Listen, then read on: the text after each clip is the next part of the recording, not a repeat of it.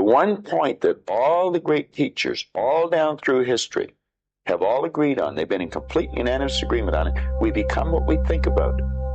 A person who thinks all the time has nothing to think about except thought. But until you start believing in yourself, you ain't gonna have a life. Don't think you are. Know you are. This is the truth. If you can see it here, you can hold it here. Ask for what you want and be prepared to get it. You become what you think about most of the time. You get what you think about most of the time. You attract what you imagine to create. If you can see it in your mind, visualize it, it must happen. That's a law of the universe. It's not becoming a millionaire that's important. It's the person that you must become in order to become a millionaire. You have to become a completely different person.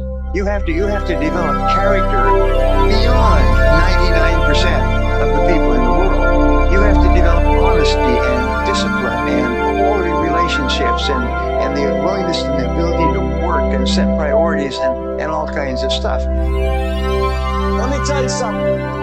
There is no nobility in poverty. I have been a rich man and I have been a poor man, and I choose rich every time. So you listen to me and you listen well. Are you behind on your credit card bills? Good, pick up the phone and start dialing. Is your landlord ready to evict you? Good, pick up the phone and start dialing. Does your girlfriend think you're a worthless loser? Good, pick up the phone and start dialing. I want you to deal with your problems by becoming rich. Because at least as a rich man, when I have to face my problems, I show up in the back of a limo wearing a $2,000 suit and a $40,000 booth. Why don't you set a goal to become a millionaire and for what it will make on you to achieve it? I wasn't high, wasn't wired, just clear. I knew what I needed to do and how to do it. If you decide that you will be poor, there's nothing I can do. You're gonna be poor. If you decide to be rich today, who gonna stop you? Who? You're creative. If you can visualize it, you can do it. It doesn't matter what it is. That's what y'all said. Anything the mind can conceive and believe it can achieve. And I can describe it to you in one short sentence so you can understand it. Think and grow rich. Think and grow rich. If you decide you want to be rich, all you gotta do is start. We can grow into anything we choose because we built the idea. It becomes the nucleus. It controls our vibration, and that dictates what we attract to us. You gotta create dream boards. You gotta put the new car up on your mirror. Put the weight you want to be on the refrigerator. If you can see it in your mind, you can hold it in your hand. That's the law of attraction. That's what you bring to you. Your mental attitude is important because it acts as a magnet which attracts to you everything, every circumstance which makes you what you are and where you are. What you think and what you believe is what will come true for you. Your thoughts create your life. It's that simple. And when we can get that, we can make enormous changes. Think and Grow Rich by Napoleon Hill. Foundation of this is anything the mind can conceive and believe it can achieve. But whatever the mind can conceive and believe, the mind can achieve, regardless of how many times you may have failed in the past or how lofty your aims and hopes may be. Whatever you send into the universe sends right back at you. And when it's coming back, that's your law of attraction. The difference between successful people and non-successful people is here. If you want to be successful, you have to change this. What makes it hard is your lack of belief that it can happen for you. The fact of it is, though, it's very doable. This decision is yours and yours alone. Do the thing, and you'll get the energy to do the thing. Just say, I'm going after it, I'm going to get it, and your present circumstances got nothing to do with where you're going. Get locked into your idea and stay in that vibration regardless of what's happening. When you do that, it will attract to you all things requisite to the fulfillment of that picture, and it'll attract it by the harmonious vibration of law of attraction. If you wish to keep on the beam that leads to success, be sure that you give cosmic habit for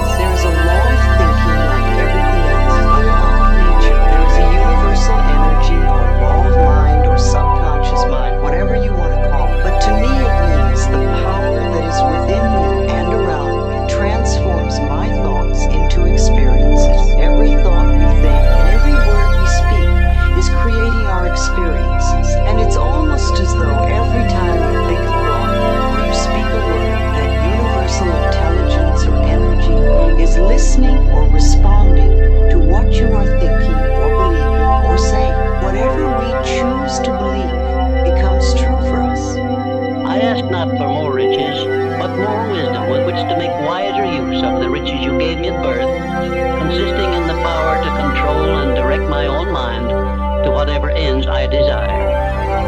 $1 billion isn't cool. You know what's cool? $1 billion. That clip we played there was like 2013. I said to him, I said, listen, by the time I'm 25 years old, I'm going to be a self-made millionaire. And he laughed at me. There's no one laughing at me now. I said, no, I'm See this is energy too. If you get on the frequency of this song, you can't stop becoming. Success is not something you chase. It's something you attract by the person you become. So act as if.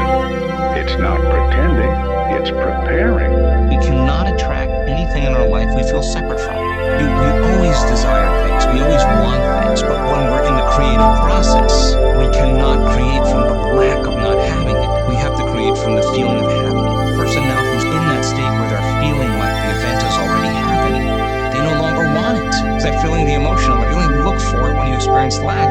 If you feel like it's already happened, you're no longer separate from it. And so feeling that emotion somehow starts to draw things to us. And now we're not having to do anything. The things are starting to come to us. That's the synchronicities, that's the coincidences, that's the opportunities. We're not doing anything, they're coming to us. When you know what you want and you make a committed decision, you are on an exciting trip. See, when you see yourself as what you want, you put your mind on the frequency that it has to be on, and you're going to attract everything you need, and you'll get it right on schedule. Not when you want it, probably. You'll get it as you need it. Do you know the only prerequisite to getting what you want is you gotta want it. Because let me show you this that I had in mind. Albert Einstein said that imagination is everything. It's the preview to life's coming attraction. That's what your imagination is. Your imagination is actually very, very real. Everything you've ever imagined is real. See, I tell young people like this. First of all, this is how your imagination works. You gotta grab this concept. It is impossible for you to think an impossible thought.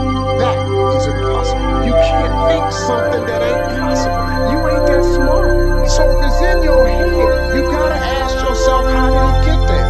That's God showing you a preview of a coming attraction He has for you. The problem with most people is you think your imagination is hocus pocus. It's really not. It's a preview of a coming attraction. If you react to your imagination, that's where your real life is. If you will say before you go to sleep, I believe something wonderful is going to happen to me tomorrow. And if you'll say when you get up in the morning, I believe something wonderful is going to happen to me today. And if all day long you say, I believe something wonderful is going to happen to me, you'll find that as you go to sleep the next night, and try this today, it's a very powerful exercise. It sounds a little bit corny, but it's a very powerful exercise.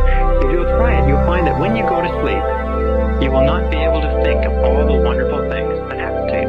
You'll just be surprised that your parking spaces will open up, friends will call, you get checks in the mail. Just your life will be a series of really positive, happy experiences. So always expect the best. I believe something wonderful is going to happen to me today, and by the inexorability of a law of nature, it's going to happen to you. I can assure you it happens to thousands and thousands and thousands of our graduates who are literally astonished at the effect of this morning little exercise. Science says, show me and I'll believe. Faith says, believe and I'll show you. Be very clear on what it is that you want. Spend 5 minutes sitting down and visualizing those things being true, and then give gratitude for that. Like, see it, feel it in your body, taste it in your mouth, hear it in your ears. Completely immerse yourself in that 5 minutes, longer if you can, and then just be so grateful for all of that. Essentially what you're doing is moving your brain from a fear state to a trust state, and that is the gateway to making these changes.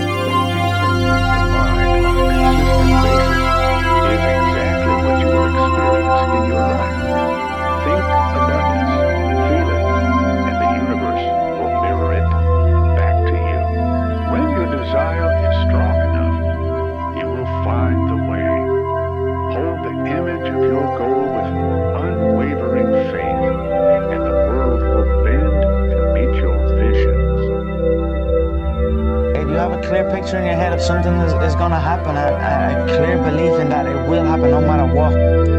then nothing can stop it. It is destined to happen. Like attracts like. You have to understand, you are a magnet.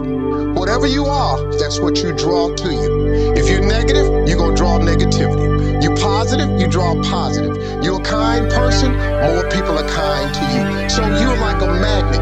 If you see it in your mind, you can hold it in your hand.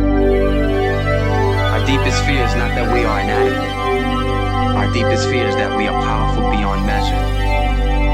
It is our light, not our darkness, that most frightens us. Your playing small does not serve the world. There is nothing enlightened about shrinking so that other people won't feel insecure around you. We were all meant to shine as children do. It's not just in some of us, it's in everyone. And as we let our own light shine, we unconsciously give other people permission to do the same, as we are liberated from our own fear.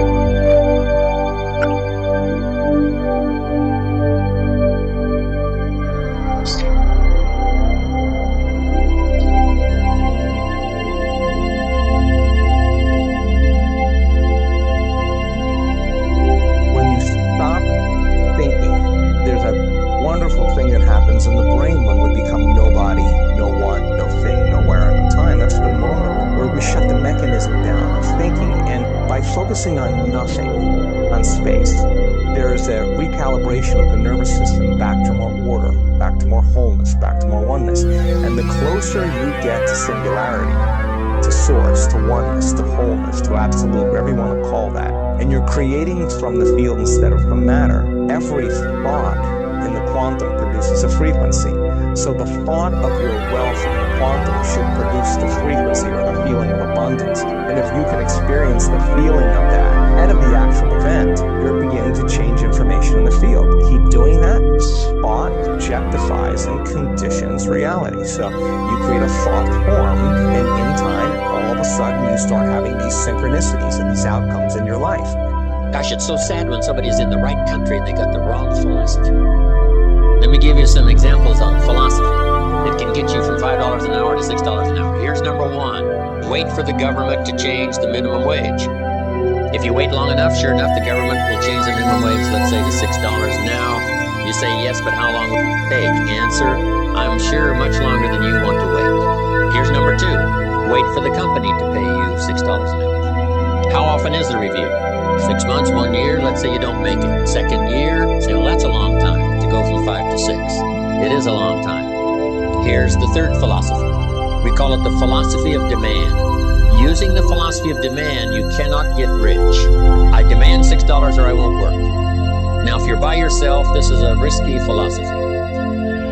If you've got 1,000 people now to take with you to the company and say, all 1,000 of us will not work unless we get $6, now you might have a chance. The philosophy of demand only works by collective bargaining. So you can't get rich by demand. Here it is, the philosophy of performance. I will perform so well that the company would easily be justified in paying me $6.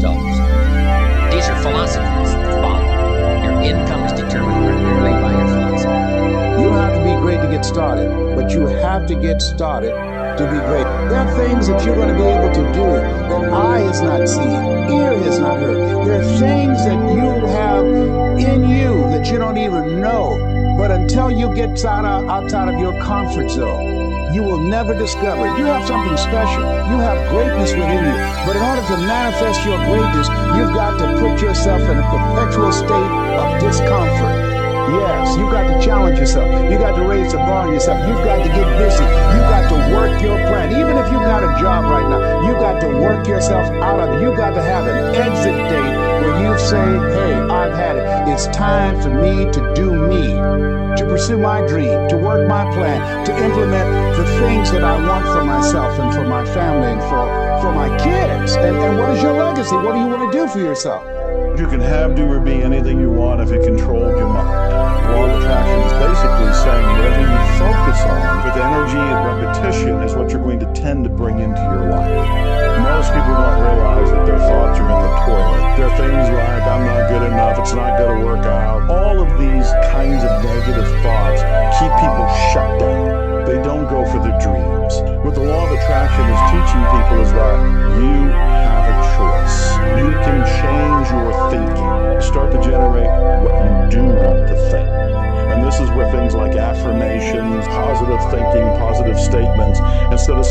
not good enough, begin to say, I am good enough. The reticular activating system in the brain responds to repetition, imagery, and emotion. Aim where you want to go by choosing what you want, getting an image of what you want, fueling it with passion and love, and then you can start to create it almost organically and automatically. I mean, if you can see it here, and you have the courage enough to speak it, it will happen. So a lot of times people believe in certain things, but they keep to themselves. They don't put it out there. You truly believe in it. If you become vocal with it, you are creating that law of attraction, and it will become reality. If you feel it in your mind, you can hold it in your hand. The thoughts we think and the words we speak are constantly creating our future. Our beliefs shape our life. Ask, believe, receive. Success begins in the mind. Whatever you can clearly imagine, ardently desire, and firmly believe, you can bring into your reality. Have you ever asked yourself what differentiates the winners from the masses? Well, I have. I've researched the subject now for over a quarter of a century, and I have found that the winners are aware of a certain place within. It's referred to as the higher self. And in this higher self, there's an image of perfection, which is forever attempting to express itself in a greater way. When the winner wants to turn their dreams into physical realities, they call on this higher self. And they set about and change the world, not just for themselves, but for everyone in it. It's a choice. It's a matter of the heart. That your mindset could change your whole atmosphere. That you can turn your mess into a message and your test into a testimony. Any thought, plan, goal, or idea that you hold continuously in your conscious mind and that you intensely desire must be brought into reality by your superconscious mind. If you can hold it continuously, if you can emotionalize it, if you can visualize it in your conscious mind, the superconscious mind will begin to organize the entire universe of experience around you to draw into your life the people and circumstances necessary to make that idea come true. Write everything you imagine down. Write it all down. Pray about it and watch what happens. You gotta start believing in your imagination. But you have not because you ask not.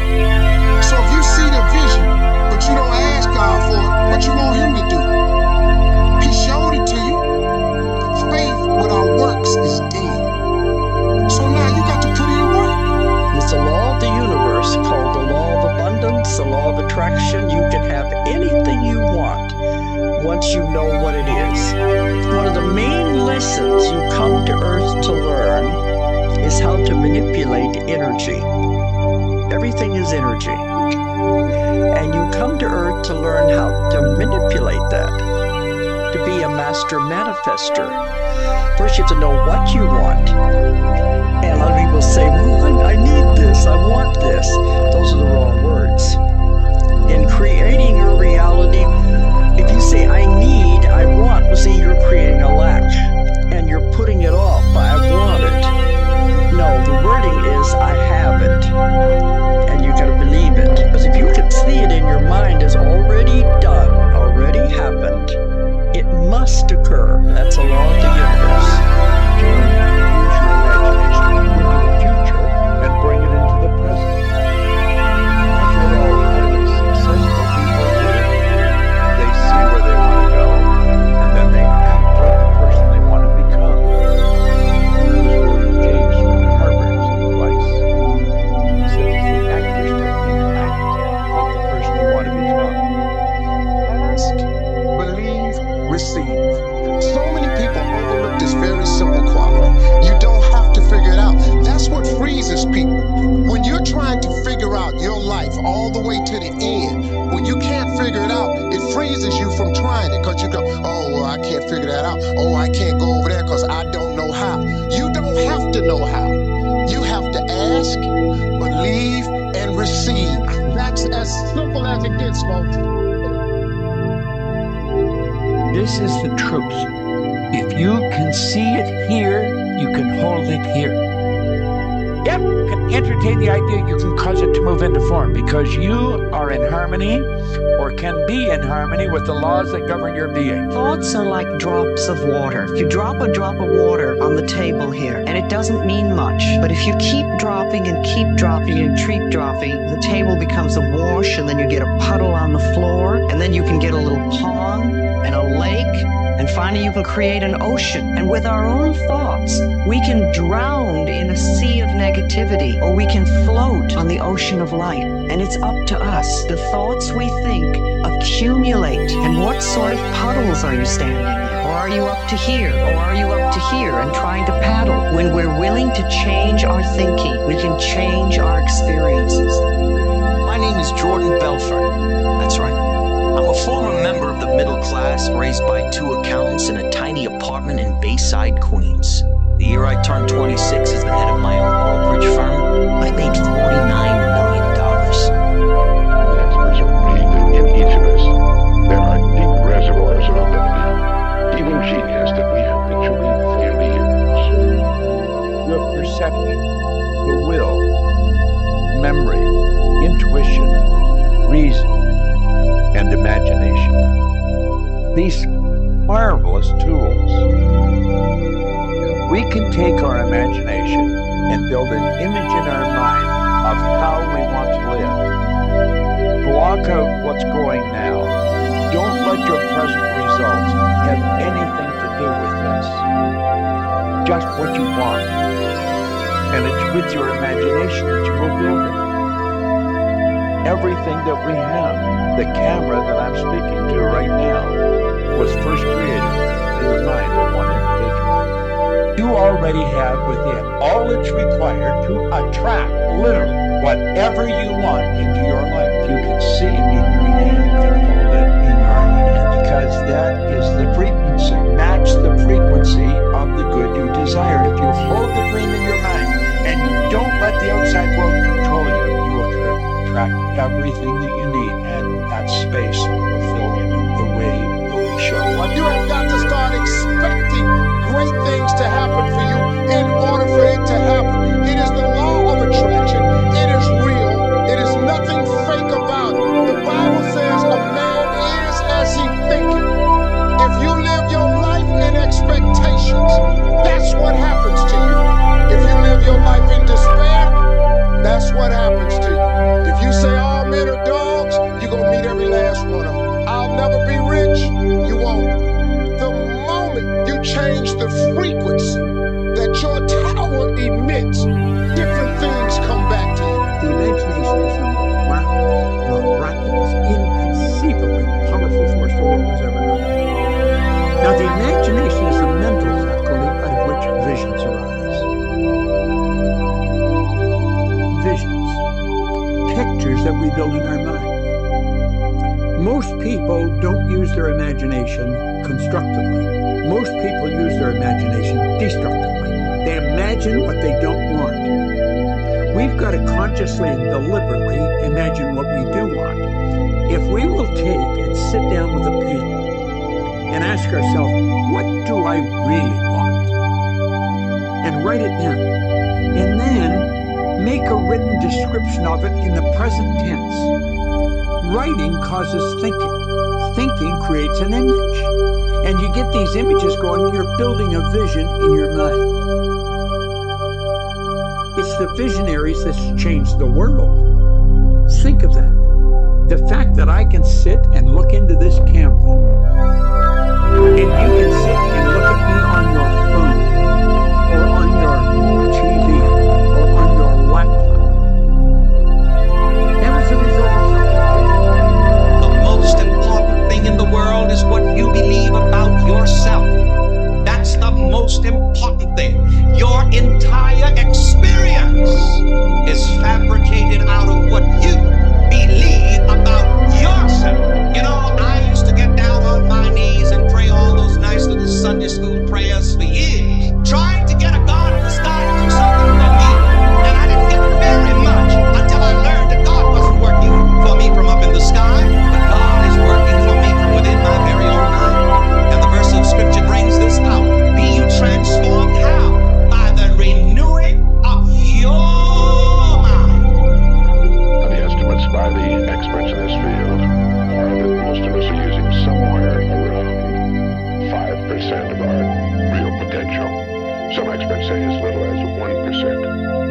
If you talk all the time, you'll never hear what anybody else has to say. And therefore all you'll have to talk about is your own conversation. The same is true for people who think all the time. That means, when I use the word think, talking to yourself. Subvocal conversation, the constant chit-chat of symbols and images and talk and words inside your skull. Now, if you do that all the time, you'll find that you've nothing to think about except thinking. And just as you have to stop talking to hear what others have to say, you have to stop thinking to find out what life is about. And the moment you stop thinking, you become into immediate contact with what Korzybski called, so delightfully, the unspeakable world. The most ordinary sights and sounds, smells, the texture of shadows on the floor. You're going to realize it one day. That happiness was never about your job or your degree or being in a relationship. Happiness was never about following in the footsteps of all of those who came before you. It was never about being like the others. One day you're going to see it. But happiness was always about the discovery, the hope, the listening to your heart, and following it wherever it chose to go. Happiness was always about being kinder to yourself. It was always about embracing the person you were becoming. One day you will understand that happiness was always about learning how to live with yourself. That your happiness was never in the hands of others. One day you will realize that true happiness comes from within. And no external factors can define it. It was always about you. It was always about you. That everything in your outer life has a mental equivalent in your inner life. Anything that you want to see different in your outer life, you must first provide the mental equivalent internally. And the law of attraction says that anything that you keep holding your mind on a continuing basis, you draw to you. That your dominant thoughts set up a force field of energy that draws into your life the people and circumstances that you need. I mention that because of this. Many people say, well, how will I get a better job or a better relationship? How will I find the information I need or get the education and so on? You don't have to worry about it. All you have to do is get it crystal clear in your mind, and you trigger into and get into the flow of these universal mental laws, and everything that you need will be brought to you exactly as you need it, exactly when you need it, and exactly in the form that you need it. The law of attraction says this. It says that whatever you think about, focus on, fantasize about, worry about, talk about, attend to, watch on TV, listen to on the radio, you're going to create more of in your life, especially those things you feel intense feelings about. So when you're talking about how bad it is and you're not feeling good about it and you're really upset about it and you're down in the bar, talking about how terrible life is, what I call the Ain't It Awful Club.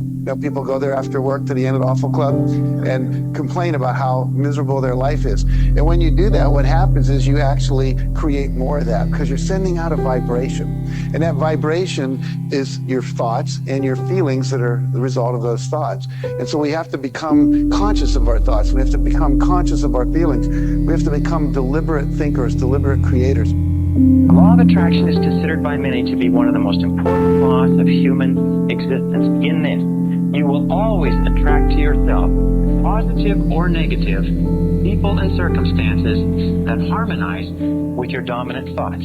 That whatever you're thinking on a continuing basis, you're attracting into your life. You're drawing it into your life like a magnet. That's why it's so important that you keep your thoughts on what you want, keep your thoughts on what you desire, and keep your thoughts off of what you don't want. And by the way, as you advance and develop and become more proficient and more sharp with these methods, the law of attraction will work faster for you and with greater accuracy. Everything you want is already out there, waiting for you to ask. And here's the truth. Everything you want also wants you. But it's not enough to just wish for it. You've got to align with it. Believe that it's possible. Feel it like it's already yours. And then take action. The universe wants you to succeed. It's not holding anything back. It's waiting for you to believe, to move, to become the version of yourself who already has everything you're asking it for. Now, the law of attraction simply says that you are a living magnet. You are a living magnet. And that you inevitably attract into your life the people and circumstances that are in harmony with your dominant thoughts. In the universe, we know that all of energy is in a state of vibration. That everything is vibrating. Even this board is vibrating. So your skin is vibrating. Every substance is vibrating because of its molecular structure. And we also know there's the law of radiation, that everything is vibrating outward. The process of entropy. And we find that whatever you are thinking, your thoughts are also a form of energy that is vibrating and radiating out from you, and that travels at the speed of light so that you can affect people and circumstances at great distances. You keep telling yourself what you know, but what do you believe? So, do you want to take a leap of faith or become an old man filled with regret, waiting to die alone? The only person you are destined to become is the person you decide to be. Being nervous is important, you know. There's a quote that I love. I see it all the time, you know, there's nothing wrong with having butterflies as long as you can get on the flying formation. We live in a field of infinite possibilities. Choose the possibility you want to live in. I will choose a timeline of a life that I want to live. Strange thing about faith and fear, they both demand you believe something you can't see. What do you want to be? You know, I don't want to be anything. I am what I am everything I want to be. And I'm already there. You know? I don't want anything. You know, people say I want this. I want to do this and I want to do that. So if you always want, you're always gonna want. I always have the attitude that I have. I just decided to save myself by dreaming bigger and reaching for some stars. So I walked into an MMA school with the mindset of being the best in the world. I'm going to choose this possibility of my life. And that's a feeling tone of abundance. It's a feeling tone of right action. Ultimately, the feeling is going to determine the outcome. You live in a field of infinite possibilities. Why don't you choose a good one? I would look up everything about being a person of faith, confidence, even things about charisma. You know, I would just study everything that I wasn't, and I put in hours and hours and hours, and I took lots of notes, and I just watched my world slowly start to change. My demeanor, my confidence level, and the things that I expected for myself, things that I genuinely believed that I could be and I could do, started to happen. Year after year, my world started to become better and better. Whatever you believe with feeling, and this is the key, with feeling, and the more emotion you put into a belief, becomes your reality. Becomes your reality because you will always act in a manner consistent with your beliefs. As a matter of fact, your entire reality right now is simply a outward picturing of your most intensely held beliefs. If you believe something that is positive or believe something that is negative, or as Henry Ford said, if you believe you can do a thing or if you believe you cannot, you are right. Our beliefs do form our realities. To the degree to which we believe anything to be true, our beliefs act as sort of like a screen. They filter out any information that is inconsistent with our beliefs. We do not see opportunities if we are convinced that there are no opportunities. We do not see possibilities for success if we don't believe that success is possible for us. However, if we begin to change our beliefs, we begin to change our realities. You have got to start expecting great things to happen for you in order for it to happen. It is the law of attraction. It is real. It is nothing fake about it. The Bible says a man is as he thinketh. If you live your life in expectations, that's what happens to you. If you live your life in despair, that's what happens to you. If you say all men are dogs, you're going to meet every last one of them. I'll never be rich, you won't. The moment you change the frequency that your tower emits, different things come back to you. Whenever you think of anything that causes you any concern, just say to yourself, I can do it. I can do that. I can do anything. I can do anything I put my mind to. Those are the magic words that eventually undercut and erode and wash away any fear that may be holding you back. And you repeat those over and over as affirmations, and you program them deep into your subconscious mind, and at a certain point you override all the negativity from your environment. See myself as the champ already. Already? You're the featherweight champion already? Of course, I see myself as the champ from day one. I visualize everything. I visualize this conversation. I visualize the walkout. I visualize everything going on. I know I have shots picked out that I'm going to throw in this fight in 5 weeks. You know what I mean? I've seen everything in my head, and now it's going to happen. You see it in your head, you're going to see it before your eyes. That's what I say. Right around age 19 years old, I just found myself just in a bad spot in life, and I knew that I didn't want to just be an MMA fighter. I knew that I wanted to be the best in the world, but I wasn't the most confident young man. Connor, in February of 2013, we spoke for the first time. You didn't have a car, you didn't have a pot to piss in. All you had were blueberries. Now here you are with the undisputed gold. Enjoy it, my friend. You deserve it. You called it. Yeah, from nothing to something to everything. You have to believe you'll be all right. The universe will take care of the rest. Power of the mind is not to be underestimated. I believe, really believe, the one point that all the great teachers all down through history have all agreed on, they've been in complete unanimous agreement on it. We become what we think about. Now, it may be fantasy at first. It might even appear to us as being a lie. But if you read it often enough, you'll start to believe it. Hey, whoever you think I am, you got the wrong guy. You were always the wrong guy. Till you weren't. Because the perception of reality is more real than reality itself. Forget everyone else. You gotta believe in yourself. Seeing is believing, and the mission impossible was not impossible. Only those who risk going too far can ultimately find out how far. Let's keep going! To there? It is impossible! Nothing is impossible! What we all have done is impossible! Charles, you have finally lost your senses. This venture is impossible. For some, gentlemen, the only way to achieve the impossible is to believe it is possible. That kind of thinking could ruin you. I'm willing to take that chance. That's all I want you to do when you look at your dream. Just say to yourself every day, it's possible. What rich people do, they speak into existence what they want. When you speak things, it is dramatically different than if you just think it. Watch your words. No one attempts the impossible without belief in something greater than themselves. The rules you live by were written by someone who stopped asking questions. So start rewriting it. The only limit is how deep you're willing to question what you've accepted as truth. They told you life works a certain way, but that's just code, and code can be rewritten. Reality is negotiable.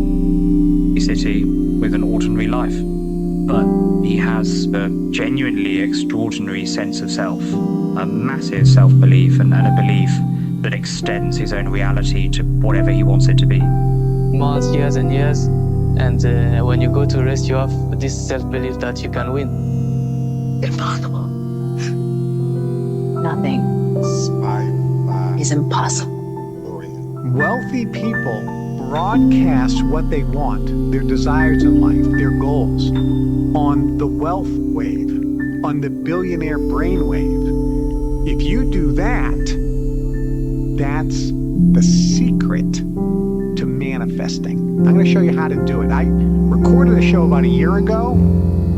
I want you to watch this show, take notes, watch it again and again, share it with everybody, because this is the secret that I have used to bring in billions and billions and billions of dollars and create stuff out of nothing over and over again. You have to ask yourself before you start your day, what do I want to bring to the world? Who do I want to become? Let me become that person. Let me disconnect from my outer world. Let me close my eyes. Let me play some music, fill the space. Let me not eat anything, smell anything, taste anything. Let me not move around, experience anything, and feel anything. Let me make my inner world more real than my outer world. Let me remind myself of that 95%, the way I think, the way I act, the way I feel. Let me just get so conscious of those thoughts if I can. I'll start tomorrow. It's too late. It's her fault. It's his fault. Get really aware of how I speak, how I act. Let me remind myself of the thoughts I do want to think. Let me remember them so I don't forget them. how am I going to feel today? I want to feel this feeling and keep bringing it up until I can't forget it. I mean, if I change the way I think, if I change the way I act, if I change the way I feel, will my life change? The answer should be yes, because if you're choosing to evolve your experience, your life should change. Heaven and hell are both states of mind. When a person is in a very doubtful and negative state of mind, he's always going to catch hell. But when the individual finds the heaven, the harmony, the God, the good, the love that is resident in his own being, then he begins to experience heaven. Now, if you don't understand it, doesn't mean you should reject it. You see, whatever is going on in your mind, you are attracting to you. One, it has been proven now scientifically that an affirmative thought is hundreds of times more powerful than a negative thought. This is what I believe to be true. This is what I learned from the hospital. You have to do everything you can. You have to work your hardest. And if you do, if you stay positive, you have a shot at a silver lining. Vibrations will only manifest if you commit. It doesn't matter how hard you work. It doesn't matter how many hours you put in. If you only remember one thing I'm saying, I want you to burn this into your mind. You can try as hard as you want to change some area in your life. If the paradigm remains in control, you're toast. It just will not work. When you don't have money, you don't realize. Like, think about right now, if someone grabbed your throat and squeezed it, what would you think about? The only thing in the world is oxygen. Yeah, right? free. How do I get more? Getting free. But you're not thinking about it right now because it's abundant. It's not on your mind. But what you don't realize is when money is lacking in your life, it focuses all the time. I would do that for my kids, but I can't. I'd love to take that vacation, but I can't. I just have to do my thing. I'm sick of this unfulfilled job, but I can't. I'd love to be at every baseball game. I can't. It all boils down to money. I don't care what anybody says. You have the money. You're in control of your decisions. You're in control of your calendar.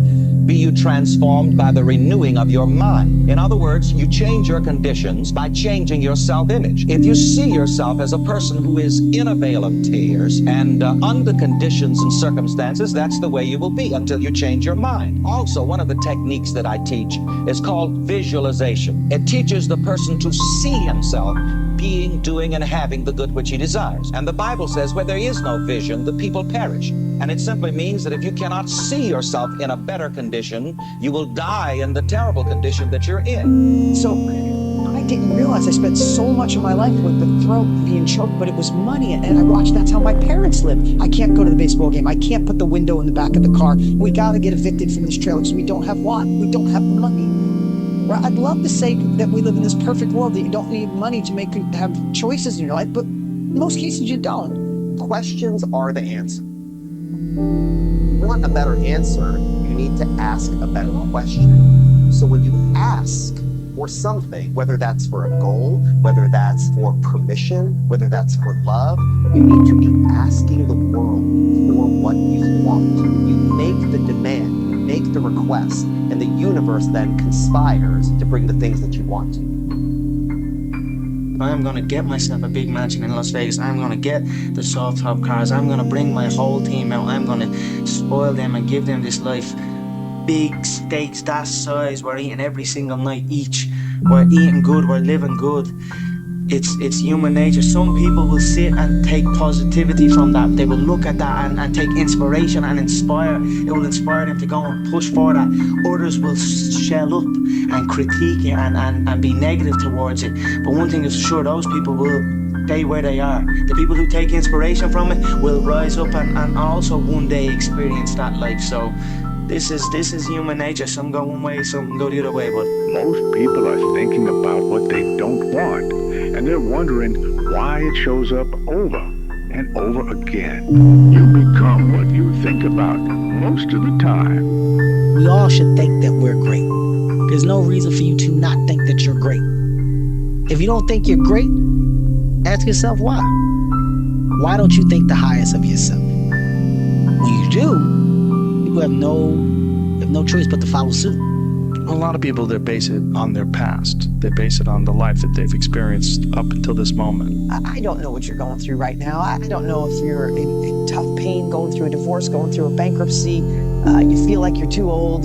You feel like you're too young. You feel like you live in the wrong place. You feel like Dean, this is great for everybody else, but you don't understand what I'm going through. I don't know if that's what you believe, but I've been lucky enough to watch people from every walk of life, from everywhere in the world, starting with different backgrounds, starting with the most hellish past some that break my heart. I could cry thinking about it. And when they got it, they just got it and started attracting money, started attracting relationships. Their first deal happened or their new business started. And a lot of it is this foundational stuff we're talking about right here, right now, today. The law of attraction is really obedient. When you think of the things that you want and you focus on them with all of your attention, the law of attraction will give you what you want every time. Every time you are upset or your children are upset because of what somebody else says about them, including their peers, what you are really saying in that moment, and this is really important, what you're saying is, what you think of me is more important than what I think of myself. And you must never give anybody that kind of power and control over you, because they will always have it. You don't attract what you want. You attract what you are. Now think about that. If you want to attract what you want, you've got to see yourself already with it. When you believe that your miracle is already on its way, when you believe that you are worthy of it, the universe has no choice but to manifest it for you. Right now, as you focus on the greatness you want to experience, the circumstances of your life begin to shift. You might not see it with your physical eyes yet, but trust that the forces at play are working for your good. The power of your inner state creates the outer world you live in. By seeing your miracle already in existence, you are commanding the universe to respond with the exact circumstances needed for its manifestation. You have been prepared for this moment. This is the moment where your belief, your feeling of certainty, will open the door to what you have asked for. You've got to understand that you've already got it. Use your imagination. See yourself already in possession of the good you desire. That will flip your mind onto a specific frequency. And you do think on frequencies. It's on that frequency that good you desire is going to start coming toward you, and you will start moving toward it. If you want to attract what you actually want, you've got to see yourself now already with it. And know it's only a period of time until you moving toward it and it moving toward you, and you become one with it. Decide what you want and begin to do positive statements in present tense for what you want. You never want to say, I will have or I'm going to have, because if you do that, it keeps it in the future. And remember, if you say, I have a wonderful new apartment and you're living in a dump, it doesn't mean that this is not a true statement. It means you are planting the seed that will germinate and grow and become the new apartment. So you just keep doing it. Everything happens in the perfect time-space sequence, and we want to trust that and we want to know that. The universe only gives us what we think we're worthy of receiving. Right. So then people who show up for themselves every day, they start feeling pretty damn worthy. Like they're like, I'm worthy for this. Not like an entitlement way, like something. They just like, I feel like it's gonna happen. I'm worthy for it. You're not ready for what you want until you believe you can get it. All things are possible if you believe. And you get it when you believe it. You get it when you believe you have it. And that's the key. It's like people still, they sit around going, when's it going to come? When's it going to come? When's it going to come? When's it going to come? And that's the wrong way. You have to go, it's here, it's here, it's here. Who is ever in your business, in your life, when you stopped worrying about money, more of it came in? Isn't that the craziest thing in the world? It's like people who have money, more comes to them. Why? I truly believe it's like the success tax. It's like when you stress about it so much, when you worry about it so much, when it's all your focus, it eludes you. So I just want to change this thought in your mind of money being scarce and money is abundant. Instead of hoarding what you have, continue to do what you're already doing and figure out how do you get more of it to come in your direction. Nobody changes until they change their energy. And when you change your energy, you change your life. Don't expect anything in your life to change if your environment is controlling your feelings and thoughts. And if your environment is controlling how you feel and think, what you're really saying is that person is controlling your feelings and your thoughts. And that means you're a victim to your environment. So turn that around and you start realizing your feelings and thoughts create your environment, and you start seeing the effects of you at cause. You're going to believe more that you're the creator of your life. life and less the victim of your life. And I say, the more you practice it, the better you get at it. I had a dream. You know, like sometimes you lay down in bed and you visualize things. Lay down, I'd imagine playing for the Lakers, and I'd imagine the uniforms look like, I'd imagine playing, you know, the smell of the arena and all sorts of stuff. And I would see myself, you know, getting, you know, scoring 10 straight points. So you just keep dreaming and dreaming and dreaming. And before I go to sleep, I'm like at 120 points. You know, when you grow up, downloading that into your brain over and over and over. And then, you know, that summer, I made 1,000 shots a day. 1,000, right? That's on top of weight training and my conditioning. There were shots that you saw in that game. There were specific shots. I mean, it was coming out of the corner, going to the pinch post, footwork in the post, coming off the screen. It was very specific. So when you download that into your system, and you go out in the court, and you're just executing things that you've done hundreds of times before, and you have that dream, then that becomes possible. I mean, honestly, like, you know, what I did wasn't rocket science. You know, it's, you know, for me as a kid, I had dreams bigger than anybody else could ever dream. And I wanted to be the greatest. I wanted to be the best. And you know, I think I always wanted to be the first Michael Phelps because I wanted to do things differently than everybody else. The strongest individuals are not those who never experience negative thoughts, but those who refuse to be controlled by them. Because you know that success is not reserved for the few, it's claimed by those who decide they deserve it. Unbelievable. All right, it's my least favorite word. I think we should wipe it out of the dictionary. Why? What's so unbelievable about tragedy, about triumph, about people that raise us up or let us down? It happens every single day. We shouldn't think that the most beautiful sunset or the greatest play or the greatest love of our life or the greatest moment of euphoria is unbelievable. Believe it. It's happening right in front of you, in you. We shouldn't feel like the greatest tragedy of death or earthquakes or natural disasters or loss is unbelievable. It's part of life too. Believe it. We see it happen every day. So, unbelievable. I don't buy it. Awesome. Horrible. Incredible. Believe those. That's a good way to explain things. But unbelievable? Nah, it just happened. Believe it. There are many ways to get the things that we want for ourselves in our lives. It all begins with how we choose to think. As you think, so shall you be. 7 little words that I think are perhaps the most important things that we can learn and master in our lives. This whole proverb notion that I become what I think about all day long. And once you know that what you think about is what expands, you start getting real careful about what you think about. Most people let what's happening now control what they're thinking. They don't like it, and they're waiting for it to change. It'll never change. What they don't understand, what's coming is a reflection of what they're seeing inside. If your goal is to get out of debt, you're going to stay in debt forever. Whatever you're thinking about is coming to you. It's all about the mind. And it's got to happen inside first if you want it to happen outside at all. We're not on the stage just because of talent or ability. We're up here because of 4 a.m. We're up here because of 2-a-days or 5-a-days. We're up here because we had a dream and let nothing stand in our way. Once upon a time, there was a young basketball player who had dreams of becoming one of the greatest basketball players of all time. My name is Kobe Bryant. I'm 17 years old. With the hunger, the motivation, and the desire to be the best possible basketball player that I can be. You make a choice, say, come hell or high water, I'm going to do this. Then you should not be surprised when you are that. And I gave my soul to this game. There's nothing more I can give. Nothing. I'm telling you, it will not fast. If you don't give it your all, you're going to regret it. You grow up as a kid thinking that all things are possible if you put in the work to do it. And you grow up having that fundamental belief.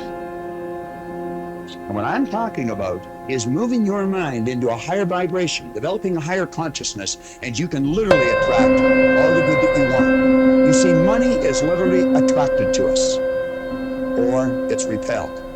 Now, in the first 27 years of my life, I can assure you that I was not magnetized to that green energy. Yet used to stay away from me, and now it just keeps coming to me. My My parents were great. Growing up, they instilled in me the importance of imagination, of curiosity. Understanding that, okay, if you want to accomplish something, I'm not just going to sit here and say, yes, you can do whatever you want. Yes, you can, but you have to also put in the work to get there. My sister came to me with a book, The Secret, preaching the law of attraction. And I was like, I wasn't interested. I was almost laughing at it. And then it started to resonate with me, like, keep positive and have belief in where you're going, and can almost visually create your entire world. No, not almost, you actually can. Yes. You can. And then I was like, I'm going to do that, and I will do that. And then that's when I began to practice it. Like, I would practice like little parts of it. Like when we were driving into the shopping mall, I would always visualize that the car park space right at the front door would be empty for me, waiting for us to pull up. And sometimes I'd get it and sometimes I wouldn't get it. You know, and I kept building on that, and I became so damn good at it that I was able to go into bouts against undefeated fighters with insane fighting legacies. I was able to go in front of the world and tell the world, I'm going to knock this man out with this exact shot at this exact time, and I done it back to back to back. You'll never attract energy that you're not in harmony with. If you want good to come, you got to get into a good vibration. If you want abundance, you got to get into good vibration. If you want to receive a lot, give a lot.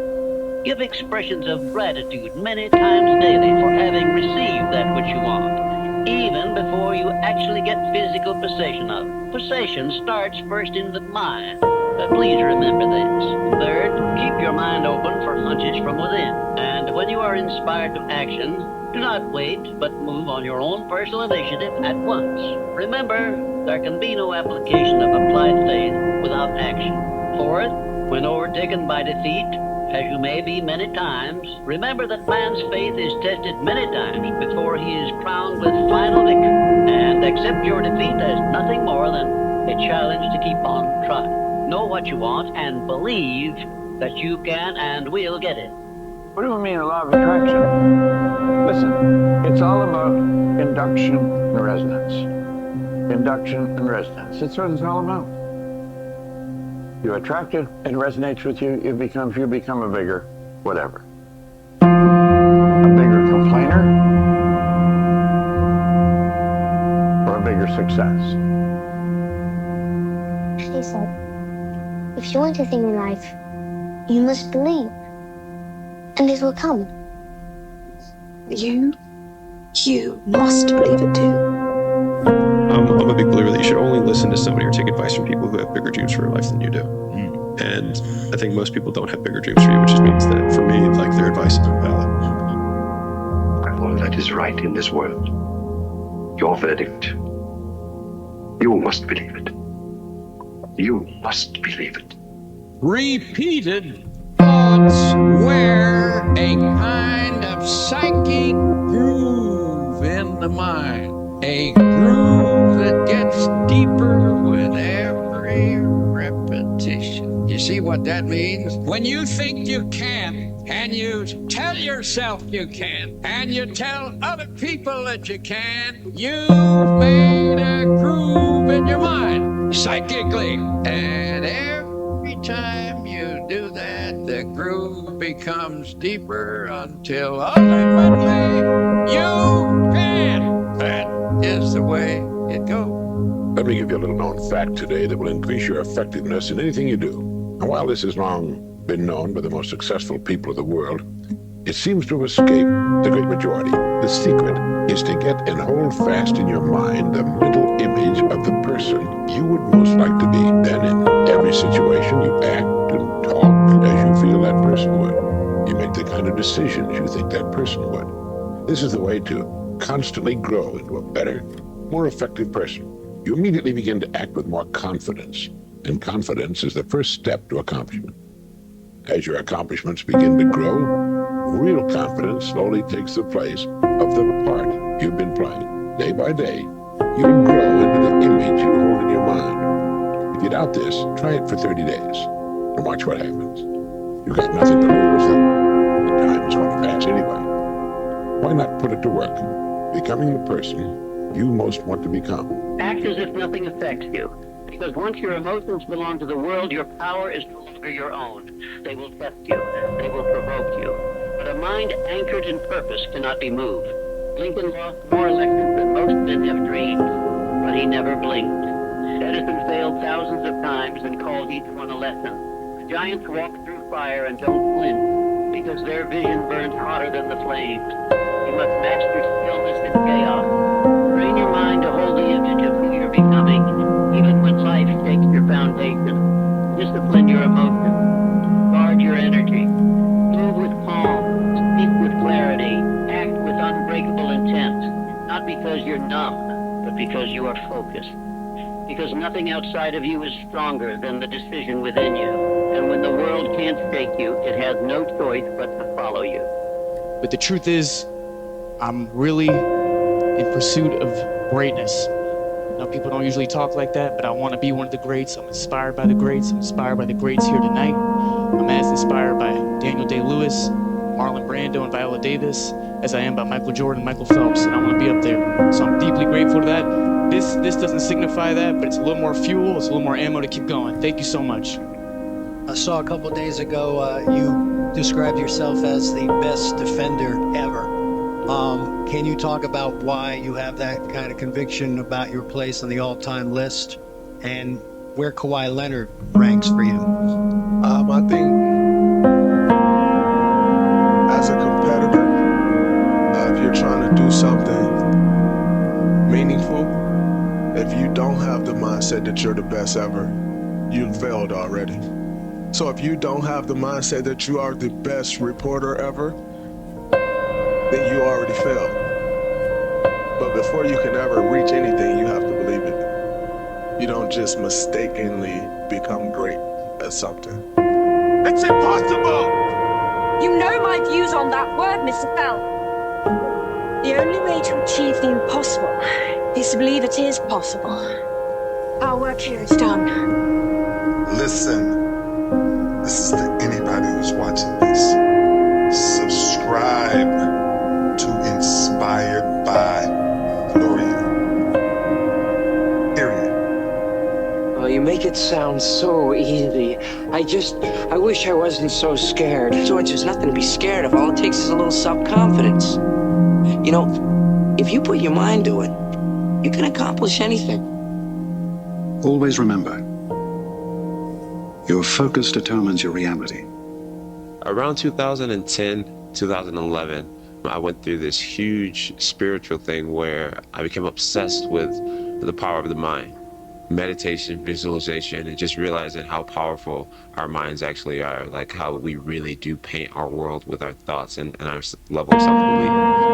Know what you want and believe that you can and will get it. Confucius said one time, he who says he can and he who says he can't are both usually right. If I was to quit rapping and I said I want to go to the NBA, I would be in the NBA. No, you wouldn't. Yes. No, you wouldn't. Yes, I would. No, you wouldn't. Yes, I would. Why would you think you could make it to the NBA? Because I think I can do anything. I knew I had something and I had to let it out. I've been listening to people tell me I wasn't going to do anything with my life. But until you start believing in yourself, you could have a life. Being nervous is important, you know. There's a quote that I love. I see it all the time, you know, there's nothing wrong with having butterflies as long as you can get them to fly in formation. And we do have the power to pick and choose moment by moment who and how we want to be in the world. Even when I didn't have the belt, I always felt I was the champ of the world. It was in your head, right? All the time. And in my heart, I always know. Anything in life that you put your mind to, you can do. The world is your oyster. That's all I tell people. While you're on earth, you got to take advantage of this. Do what you do to the fullest. I'm a big believer in the law of attraction. You just bring things into existence. You gotta get behind the wheel before it becomes real. It's like an internal belief. I honestly have convinced myself that I'm not designed to lose. And I used to go up to Mulholland Drive every night, sit on the side of the road, look out at the lights, and go, I'm a popular actor. Every director wants to work with me. And I used to open my arms and imagine things, things that I wanted to come in my way and stuff. And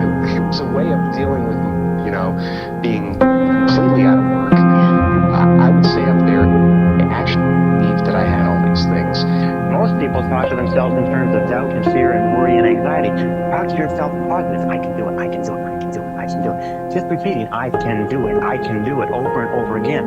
Boost your self-confidence and boost your self-esteem. So you could create enough of a visualization for yourself if you really were to powerfully start to focus on it and do that and build that ability to visualize something that your brain at one point would have to think it's so true that the world would meet you and put it into your life. Anything you say with the words I am, your subconscious will then take that as a command. And so we're constantly programming our subconscious. We think we're describing it, but we're actually prescribing it. Like I took myself to a different place mentally, and a lot of it came from mental practice and meditation and visualization and just seeking knowledge from people who are strong believers, guys like Les Brown and Tony Robbins and guys like that. I just became really obsessed with just learning about the power of the mind. So I used to meditate. Now I just kind of, I have a lot of things that stuck with me, a lot of ways of believing that stuck with me that just subconsciously I know who I am and what I'm capable of and how I believe and how powerful my mind actually is. You see, you are what you are and where you are because of what's gone into your mind. You can change what you are, you can change where you are by changing what goes into your mind. Started thinking about it the day that I decided that I was going to go up to heavyweight. My goal for 3 years now is to become the heavyweight champion of the world. It's what I pray about, it's what I sleep on, it's what I dream about. It is who I am, and I will get it done. I honestly believe that I was born to fight. I really believe it in my whole heart. You know, some people think that's silly. But I think a lot of great athletes who are really good at what they do, it's more than just what they can do in the gym. It's something that starts way before they're known in the arenas. And it's something that's an internal belief. You know, I have the worst anxiety. I get very nervous, but I go into myself to not be afraid. And you know that you're gifted outside of just the hard work. And it's just like, bro, I'm going to go out there and I'm going to roll the dice. Go into the silence. Go and sit down quietly by yourself for 30 to 60 minutes.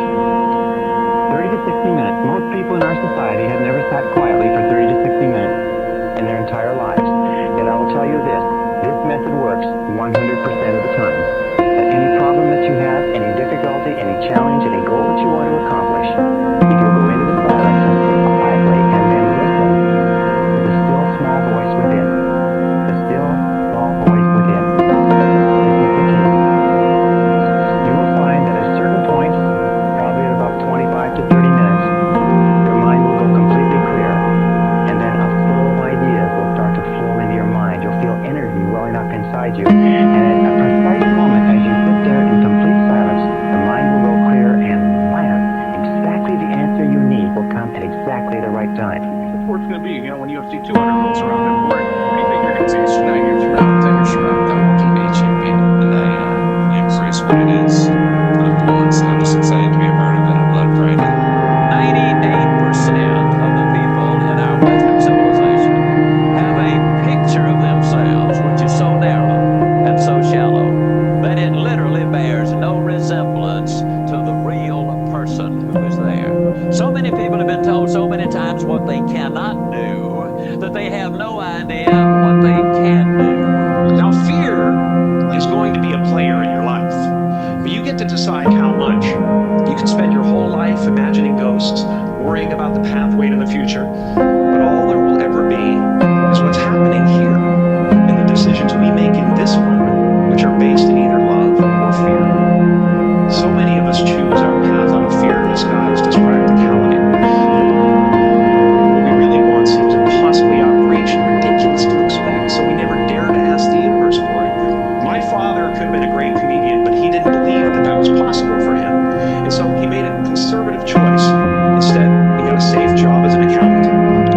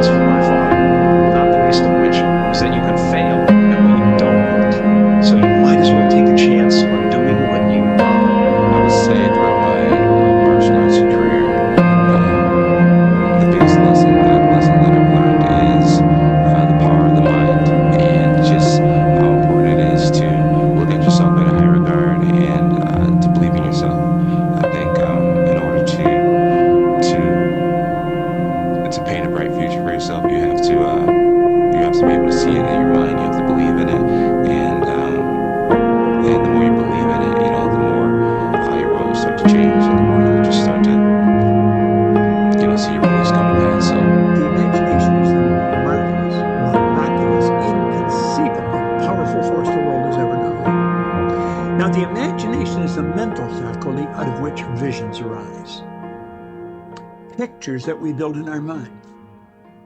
Most people don't use their imagination constructively. Most people use their imagination destructively. They imagine what they don't want.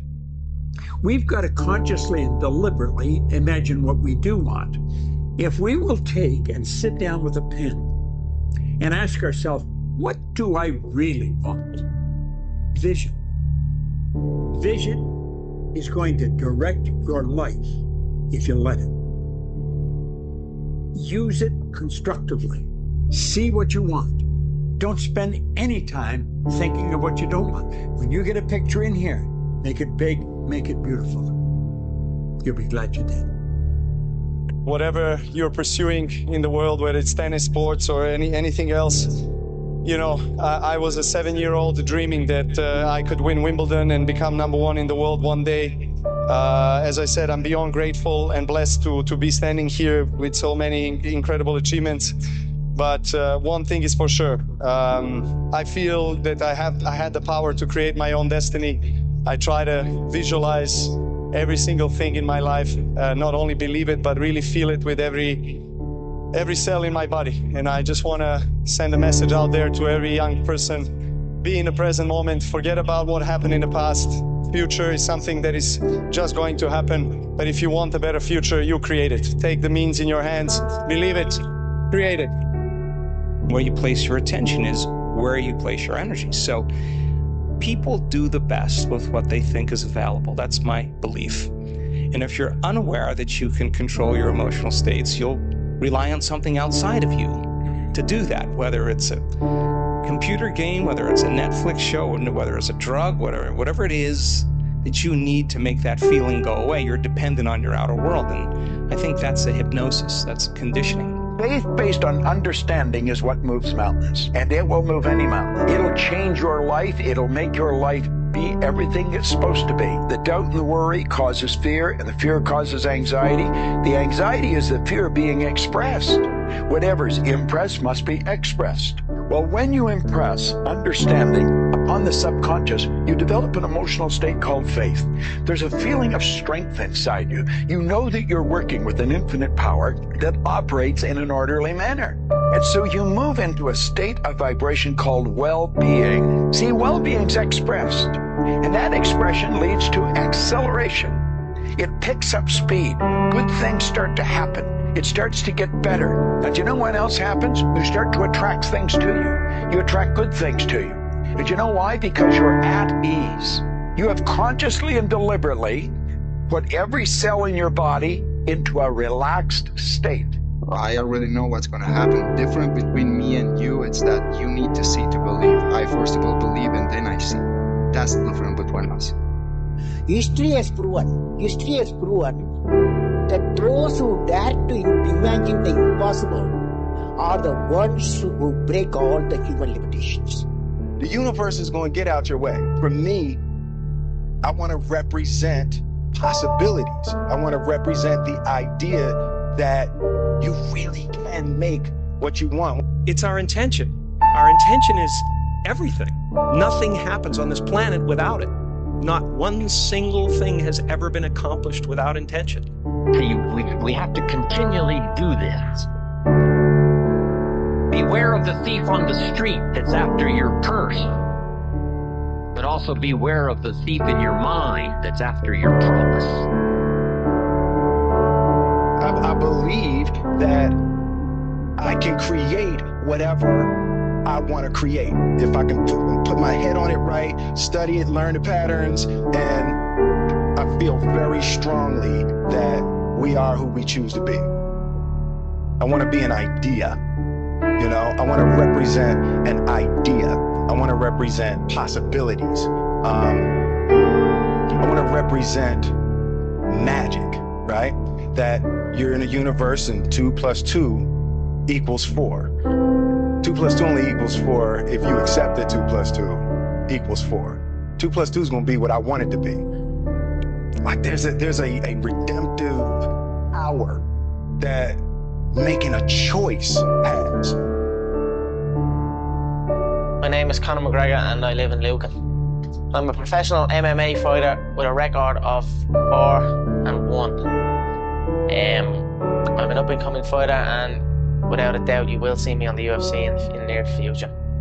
It feels familiar. I saw it so clearly. I swear to God, I saw it so clearly, so consistently, until it's here in reality. Neo, sooner or later you're going to realize, just as I did, there's a difference between knowing the path and walking the path. The secret ingredient is nothing. Huh? You heard me. Nothing. There is no secret ingredient. Wait.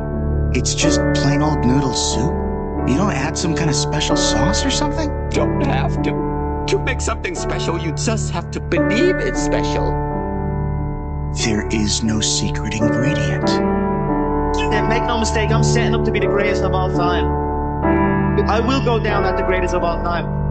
Tyler Jones, he's the UFC lightweight champion. I am back, you did it! Yeah! It's what I dreamed into reality. That little beep that says you're making. Your head is in the cloud. You're delusional. Dreamer. Get a job. You're boring. What if it doesn't work? You think you're better than us? Give up. Weirdo. Oh, life, you are so weird. Just give up already. Why are you even trying? I am blessed. Truly blessed by something. I am not sure what it is, but I am blessed that I was able to find my passions. And the key word that you use in here over and over and over again in every chapter is that in order to attract or manifest anything, you have to be in alignment with your soul. You can't just sit around and wish your stuff. You have a clear picture in your head of something is going to happen, a clear belief in that it will happen no matter what. Nothing can stop it. You know, it is destined to happen, and that's what happens. All of us have within us this amazing capacity to manifest and attract anything that we want into our life. You know, in the secret they say you get what you want, you know, and what is missing.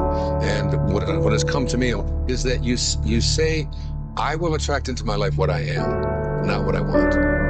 Mustn't be afraid to dream a little bigger, darling. Where I come from, we're not supposed to climb to these heights. We're told that. It's instilled in us. And I wanted to break that mold and pave the way, open up paths. But before us, there was no other Irishman, so it was still just a dream for us. I can do something that hasn't been done before. I can show the Irish people true martial arts, something they have never seen before. Like I said, retribution, redemption, respect. I will regain all of those. I've done it before when I was doubted, so I'm eager to do it again. I'm a total believer. Yeah, I believe in manifestation. I believe in, putting a rocket of desire out into the universe, and you get it when you believe it.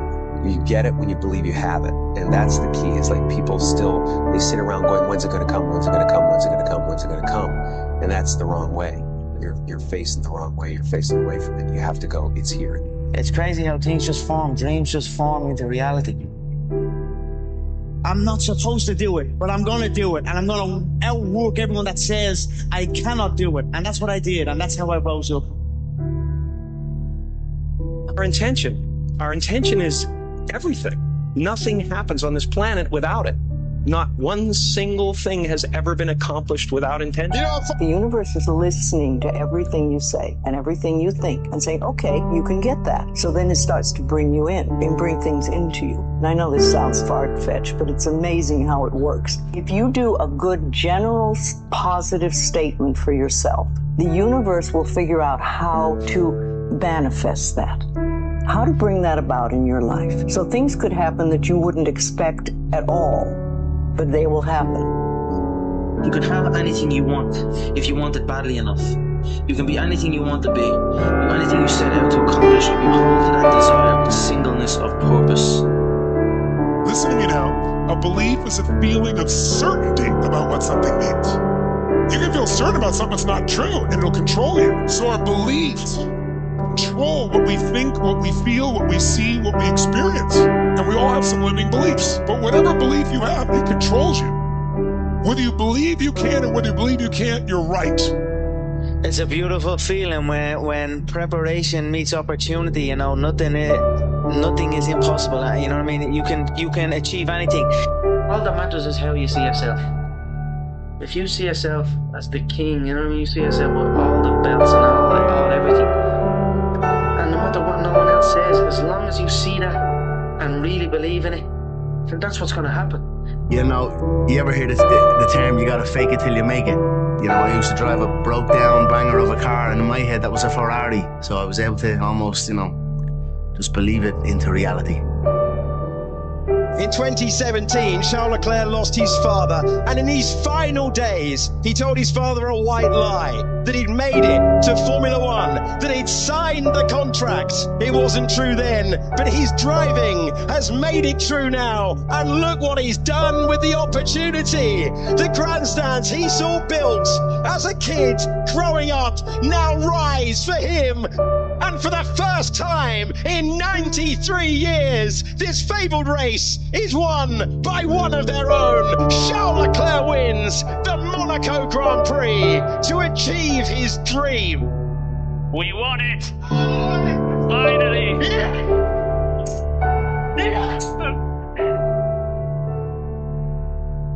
Yeah, it does. It feels beautiful. I dreamt this so much, so clearly, so precisely, and so frequently that it has manifested itself into reality. It's how to get whatever you want. That's the title of the next set of notes. How to get whatever you want. Here's what it says if you're ready. It says, ask,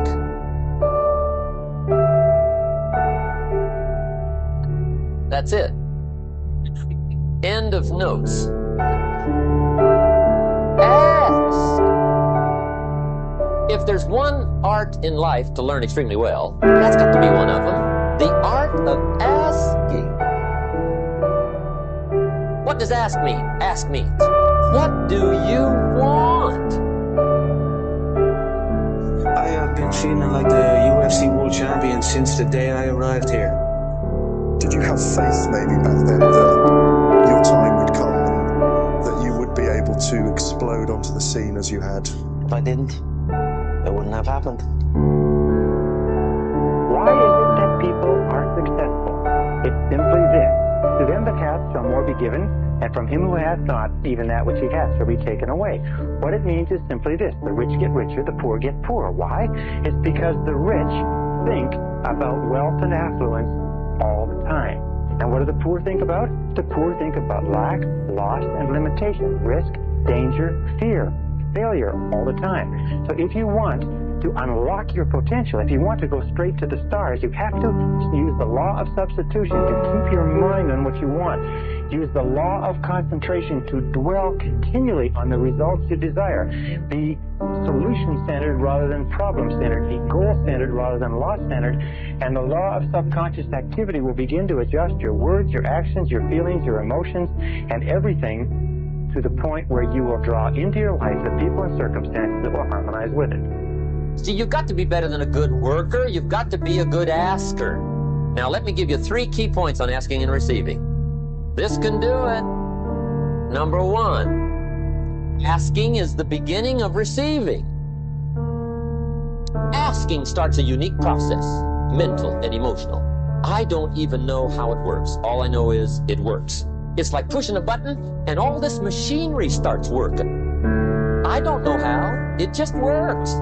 There's a lot of things you don't need to know how. Just work them.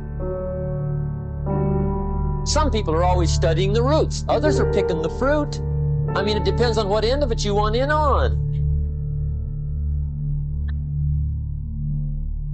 Asking is the beginning of receiving, so start the process. Here's number 2.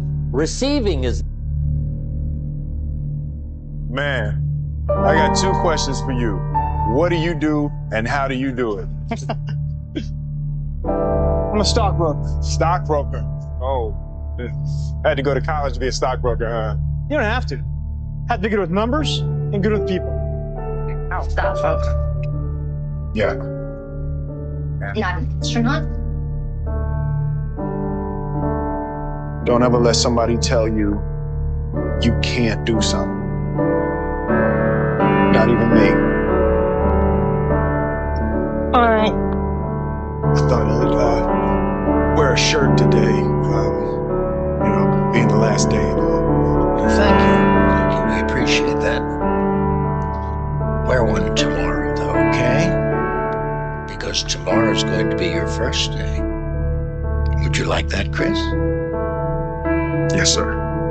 I think the real question you should ask yourself is, why not you? I mean, you got the talent, the skills, the brains. You got all the potential in the world, but you don't even believe in yourself. Why? You sit here and look at other people live the life that you're supposed to be living. These people are no better than you, bro. They just believed. And I need you to start believing in yourself so you can be up top too. Confidence is the first step to start anything. So how do you expect to start if you don't believe? You become what you think about. And here's the interesting thing. You can choose. Choose. What you think about. Choose. With your business, choose what you're aiming at. With your leadership, choose what you're aiming at. With your team, choose. Help them, choose. The act of intentionality is so freaking powerful, it's unbelievable. Henry Ford said, if you think you can, or you think you can't, you're right. I am amazed at the things we don't do because we have this little tiny bit of fear that offsets all the other data and all the other evidence in our life that causes us to not go do something. Because we just don't believe. And it's weird, when you start to believe, you become what you think about. Because you cannot have what you're not willing to become vibrationally. If you do get it, you'll lose it. This is why people, they'll win the lottery, they lose everything, or they'll finally get the person they think they want to be with. They can't keep the relationship, or they'll get a modicum of success but can't hold on to it because inside they really hadn't become it. So you can temporarily manipulate and get things, but to have it completely, you have to become that. Somebody once said, if you took all the money in the world, divided it up equally among everybody, it would soon all be back in the same pocket. Because true happiness is not contained in what you get. Happiness is contained in what you become. Never say you can't do it. Say, I haven't done it yet. I haven't done it yet. And that's true with everything. It's like there's nothing that you can't do. You may not have done it yet. You don't know if you can do it or not until you really practice. And then you find out if you can do it or not, or how well you can do it. Yeah. You have to look yourself in the mirror and be like, I can do anything I want. And that's why I feel like all these things I'm doing, I can do it at a level. And it'll make you powerful. You know what I'm saying? Being one-dimensional, being solid at one thing is never the goal. Because if someone knock you off that pivot, you got a whole nother move. You know what I'm saying? Just like, look at it like Kobe. When Kobe do a move, he turn over his right shoulder, they stop him. Then he go on his other foot, you do a pump fake. You got so many different moves. So that's kind of how I look at it. Believe in yourself, man. Believe you can do anything that you want to do. Believe that you can do it all. Believe that you can excel in all. You don't want to be average. To assure that you use this incredible power to its best advantage all the days of your life. Now, the first aspect of visualization is called frequency. This refers to the number of times that you visualize a particular goal as achieved, of yourself performing in an excellent way in a particular event or circumstance. Paint a clear mental picture of your very best performance or result, the more rapidly it will appear as part of your reality. There's a book called Think and Grow Rich. Do you know what your book says? Work and grow rich. The book says, think, grow rich. Money does not exist. Did you know that? I learned that years ago from a very wealthy man. I was free from money that day. He says money is an idea. It's in your head. It's an idea. Have you ever had an experience where you're thinking about somebody and the telephone rings and it's them? Have you ever had an experience where you phone somebody else and they say, we were just talking about you? It just leaps into your mind. Have you ever had an experience when you're in tune with your husband or wife and you think, you know, I'd like to go out to dinner at such and such a place tonight, and you call home and they will say, why don't we go out to dinner at such and such a place? These are all examples of this law of attraction. The law of attraction is considered by many to be one of the most important laws of human existence. In this, you will always attract to yourself positive or negative, people and circumstances that harmonize with your dominant thoughts. That whatever you're thinking on a continuing basis, you're attracting into your life. You're drawing it into your life like a magnet. That's why it's so important that you keep your thoughts on what you want, keep your thoughts on what you desire, and keep your thoughts off of what you don't want. And by the way, as you advance and develop and become more proficient and more sharp with these methods, the law of attraction will work faster for you and with greater accuracy. So be careful. Use it right. My brother's of the sword. Rather fight beside you than any army of thousands. Let no man forget how menacing we are. We are lions. Do you know what's there? Waiting. Beyond that beach. Immortality. Take it. It's yours. You think you're a fool, you'll act like a fool. You think you poor, you act the way they tell you poor people supposed to act. Plant. You want to grow corn, you plant a seed. It works with everything else. Plant. You want to get a new car, buy the keychain and put it away. The car come to you. That's what the real God is about. The second element of visualization is the duration of the mental image. The longer you can hold your mental picture, the more deeply it will be impressed into your subconscious mind, and the more rapidly it will express itself in your subsequent performance. If you decide to be rich today, who gonna stop you? Who? Whatever the mind can conceive and believe, the mind can achieve. It's the most powerful thing in the world. It's your own brain. It can work for you or against you. The only difference between successful people and not is just how they think. Rich people think different. Understand this.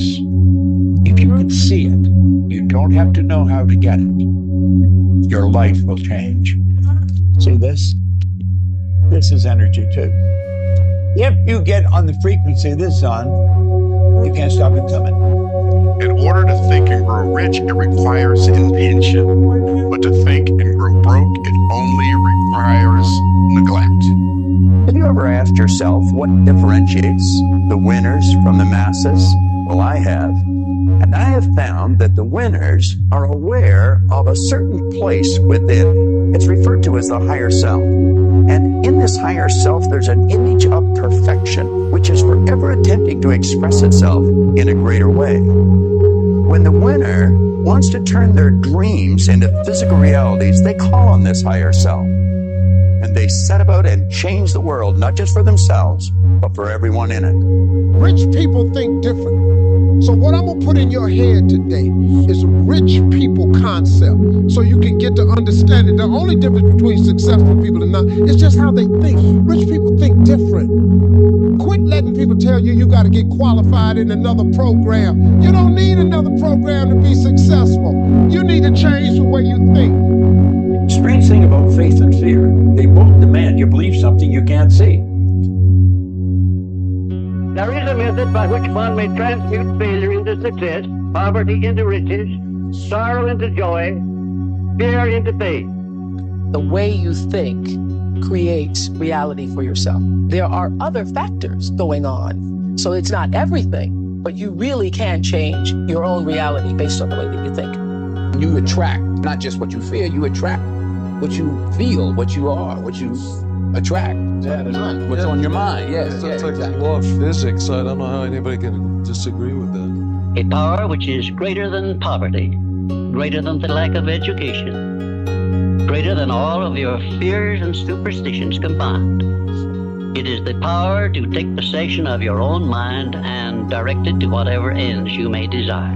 You know, I always dreamed as a kid that, it was possible to score 80 or 90 or 100. I always just had a dream. Like sometimes you lay down in bed and you visualize things. You just kind of, that's at least how I would go to sleep. I'd lay down, I'd imagine playing for the Lakers, and I'd imagine what the uniforms look like. I'd imagine where we'd be playing, and, the smell of the arena and all this stuff. And I would see myself, getting hot, and score 10 straight points. But in a dream, why would you ever interrupt that? You're not going to have a dream and be like, okay, then you miss this next 6. It's not going to happen. So you just keep dreaming and dreaming and dreaming, and before I go to sleep, I'm like at 120 points, you know? Be definite. Believe and act. When doubt creeps into your mind, remember that whatsoever a man believeth, that shall he also reap. The person who's living in lack is waiting for their wealth to feel abundant. They're waiting for their success to feel empowered. They're waiting for their healing to feel gratitude. They're waiting for their new relationship to feel love. They're waiting for their mystical experience to feel awe. That's the Newtonian model of reality, of cause and effect. You know, waiting for that event to happen to take away this separation or lack. Nothing wrong with it. It's the way most people create. But what we've discovered is actually something else. The moment you feel gratitude, your healing begins. The moment you feel worthy and abundant, you're generating wealth. The moment you're empowered, you are moving towards your success. The moment you're in love with yourself and you're in love with life, you'll create an equal. The moment you are in awe of life, you're going to have a mystical experience. And so that's causing an effect, right? Where I shall introduce you to your greatest asset. And with this introduction, the master key to success will be within your easy reach. I say this is your greatest asset with which you may tap and draw upon the supreme power which created you and runs this entire universe. The name of this principle is applied faith. I should know what I'm talking about because I was handicapped at birth by the 4 horsemen which keep most people in bondage all the days of their lives: poverty, fear, illiteracy, and superstition. Listen to this. You do not have to be the smartest cat in town to earn a lot of money. As a matter of fact, you can be pretty dumb and earn a lot of money. I was pretty dumb and I was earning a lot of money. So when people tell me you got to be smart to earn a lot of money, I know that's not true because I knew I wasn't very smart and I was earning a lot of money. Now I've become a little smarter because I've never stopped studying and really very serious information. But when it first happened, I didn't know much. You see, this 1% earned 96% of all the money. And that is because they multiplied their time by setting up multiple sources of income. They don't have one source of income. They've got all kinds of sources of income. John, God's truth, I don't know how many sources of income. I really do not know. I'm not being cute. I don't know. In fact, I'm not really that interested in knowing. I'm interested in knowing I'm setting up more sources. So in order for us to change a belief or perception about ourselves and our lives, we have to make a decision with such firm intention that the amplitude of that decision carries a level of energy that's greater than the hardwired programs in your brain and the emotional conditioning in your body. And your body literally has to respond to your mind. That the choice that you're making to change in that moment becomes a moment in time that you never forget. What are the qualities of that person that you could embody? That's the key, right? Because it's not about wealth. It's who you become, right? Because people think it's about their wealth, but it's the becoming process. It's the overcoming. Practice that, right? Of course.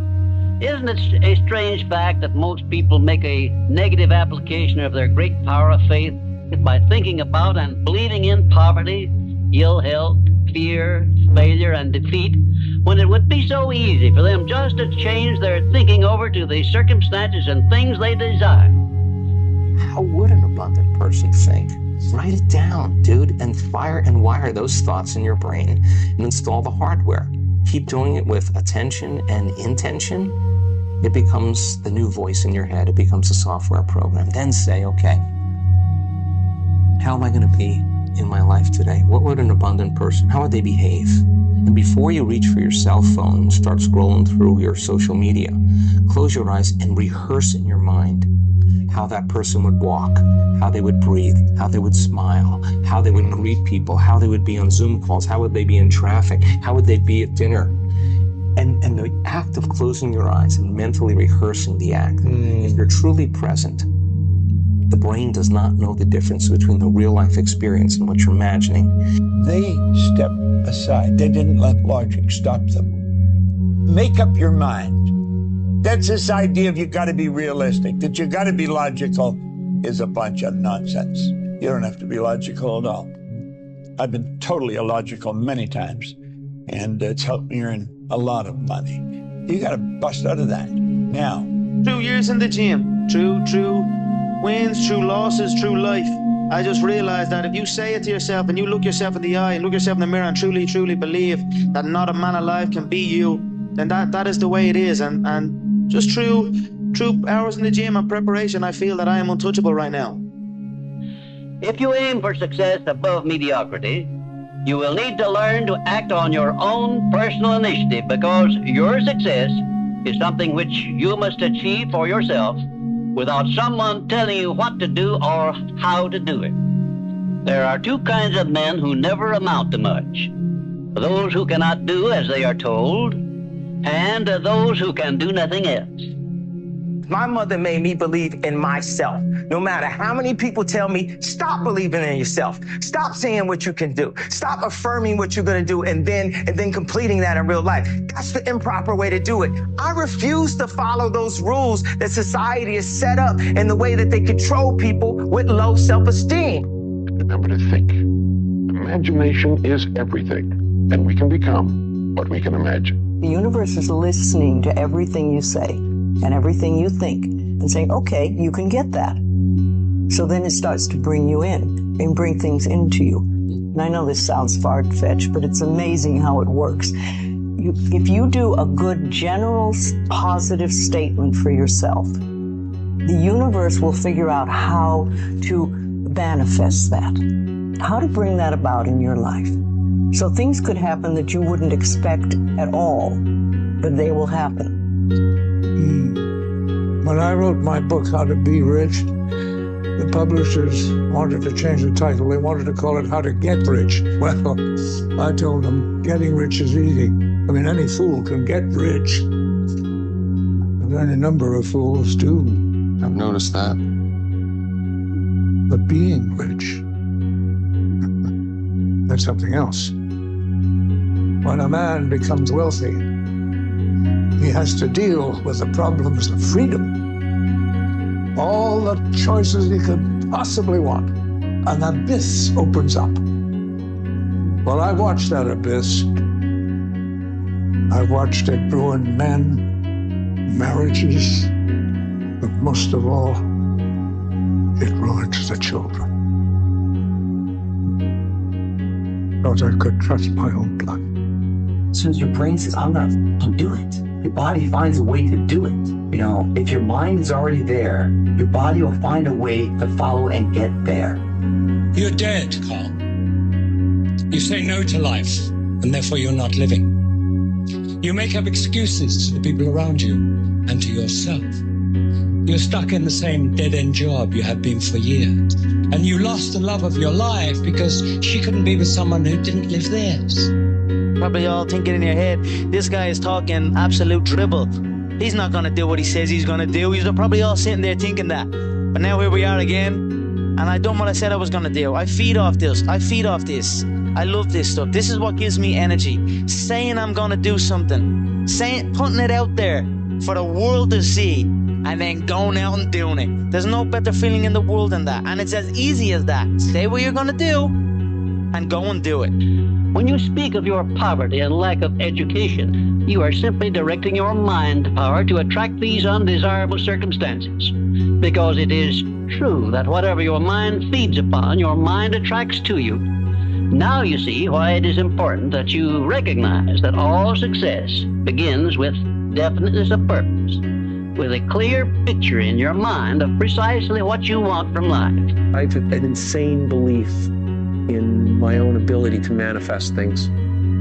Insane belief, that I think it's ultimately complete sanity.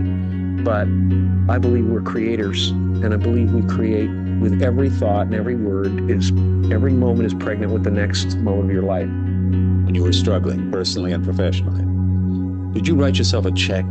Yeah, I made my check, which was just basically $10 million to Jim Carrey for acting services rendered, dated Thanksgiving 1995. I gave myself 5 years to be one of the most successful working actors. When you pray, believe that you already have what you're asking for. Believe that you have. Just believe that you have. Is it so hard to believe? We believe that tomorrow will come. We believe that the sun will rise in the morning and set at night. We believe that the ocean and the tide will be there and the moon. We believe the grass will grow. We believe that our food will digest. And who is there who knows how any of these things happen? Just believe. And it will be done unto you. It seems too good to be true, doesn't it? And you and I will never know until we try it. Your body is so objective that it's believing it's living in that reality where you are abundant. And as long as you feel that emotion, you're not separate from it any longer. You're no longer in lack. You're no longer looking for it to occur. Say, why hasn't it happened yet? If you're feeling abundant, why would you look? The longer you're conscious of that energy, the more you draw that future to you. Which means if you want to change your personal reality, you're going to have to change your personality. Right. Nothing changes in your life until you change. The secret, the law of attraction, the book on the law of attraction. Yeah. That was what changed my life. What is the most resilient parasite? An idea. Resilient, highly contagious. Once an idea has taken hold of the brain, it's almost impossible to eradicate. An idea that is fully formed, fully understood, that sticks. Right in there somewhere. Anything can be achieved, and it can be achieved like that. You know what I mean? If you put the head down, if you walk and you believe in yourself and you speak with confidence and whatever you want to do, you speak it out with no fear, and no matter what people say, it happens. So that's something that I can take with me. But what makes him become the person he becomes is that he becomes what he thinks about most of the time. And that's the strangest secret. This is why thinking is so vital. This is why a goal is so important, because we will become that. This is why people who set goals achieve them. The trouble with men is not achieving their goals. They do that. It's in establishing them. Is a belief that we all start out with a false belief about ourselves, with some untrue thing that we believe walking through our lives. I'm not worthy, I'm not lovable, I'm gonna fail. Whatever your basic mistaken belief about yourself is, you form a personality around. The brain sees in pictures and images, it's more creative.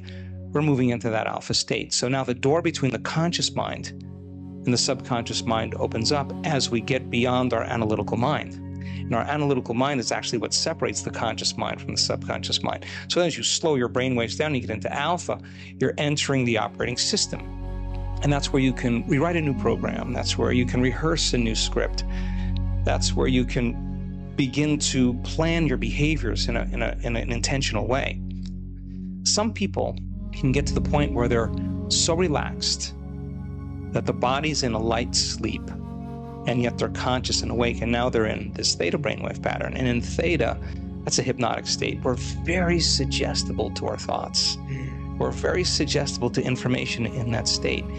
And that state then is where we see the most change take place. And so the person can literally change from the inside out when they learn how to get into the operating system. Every human being is a creator.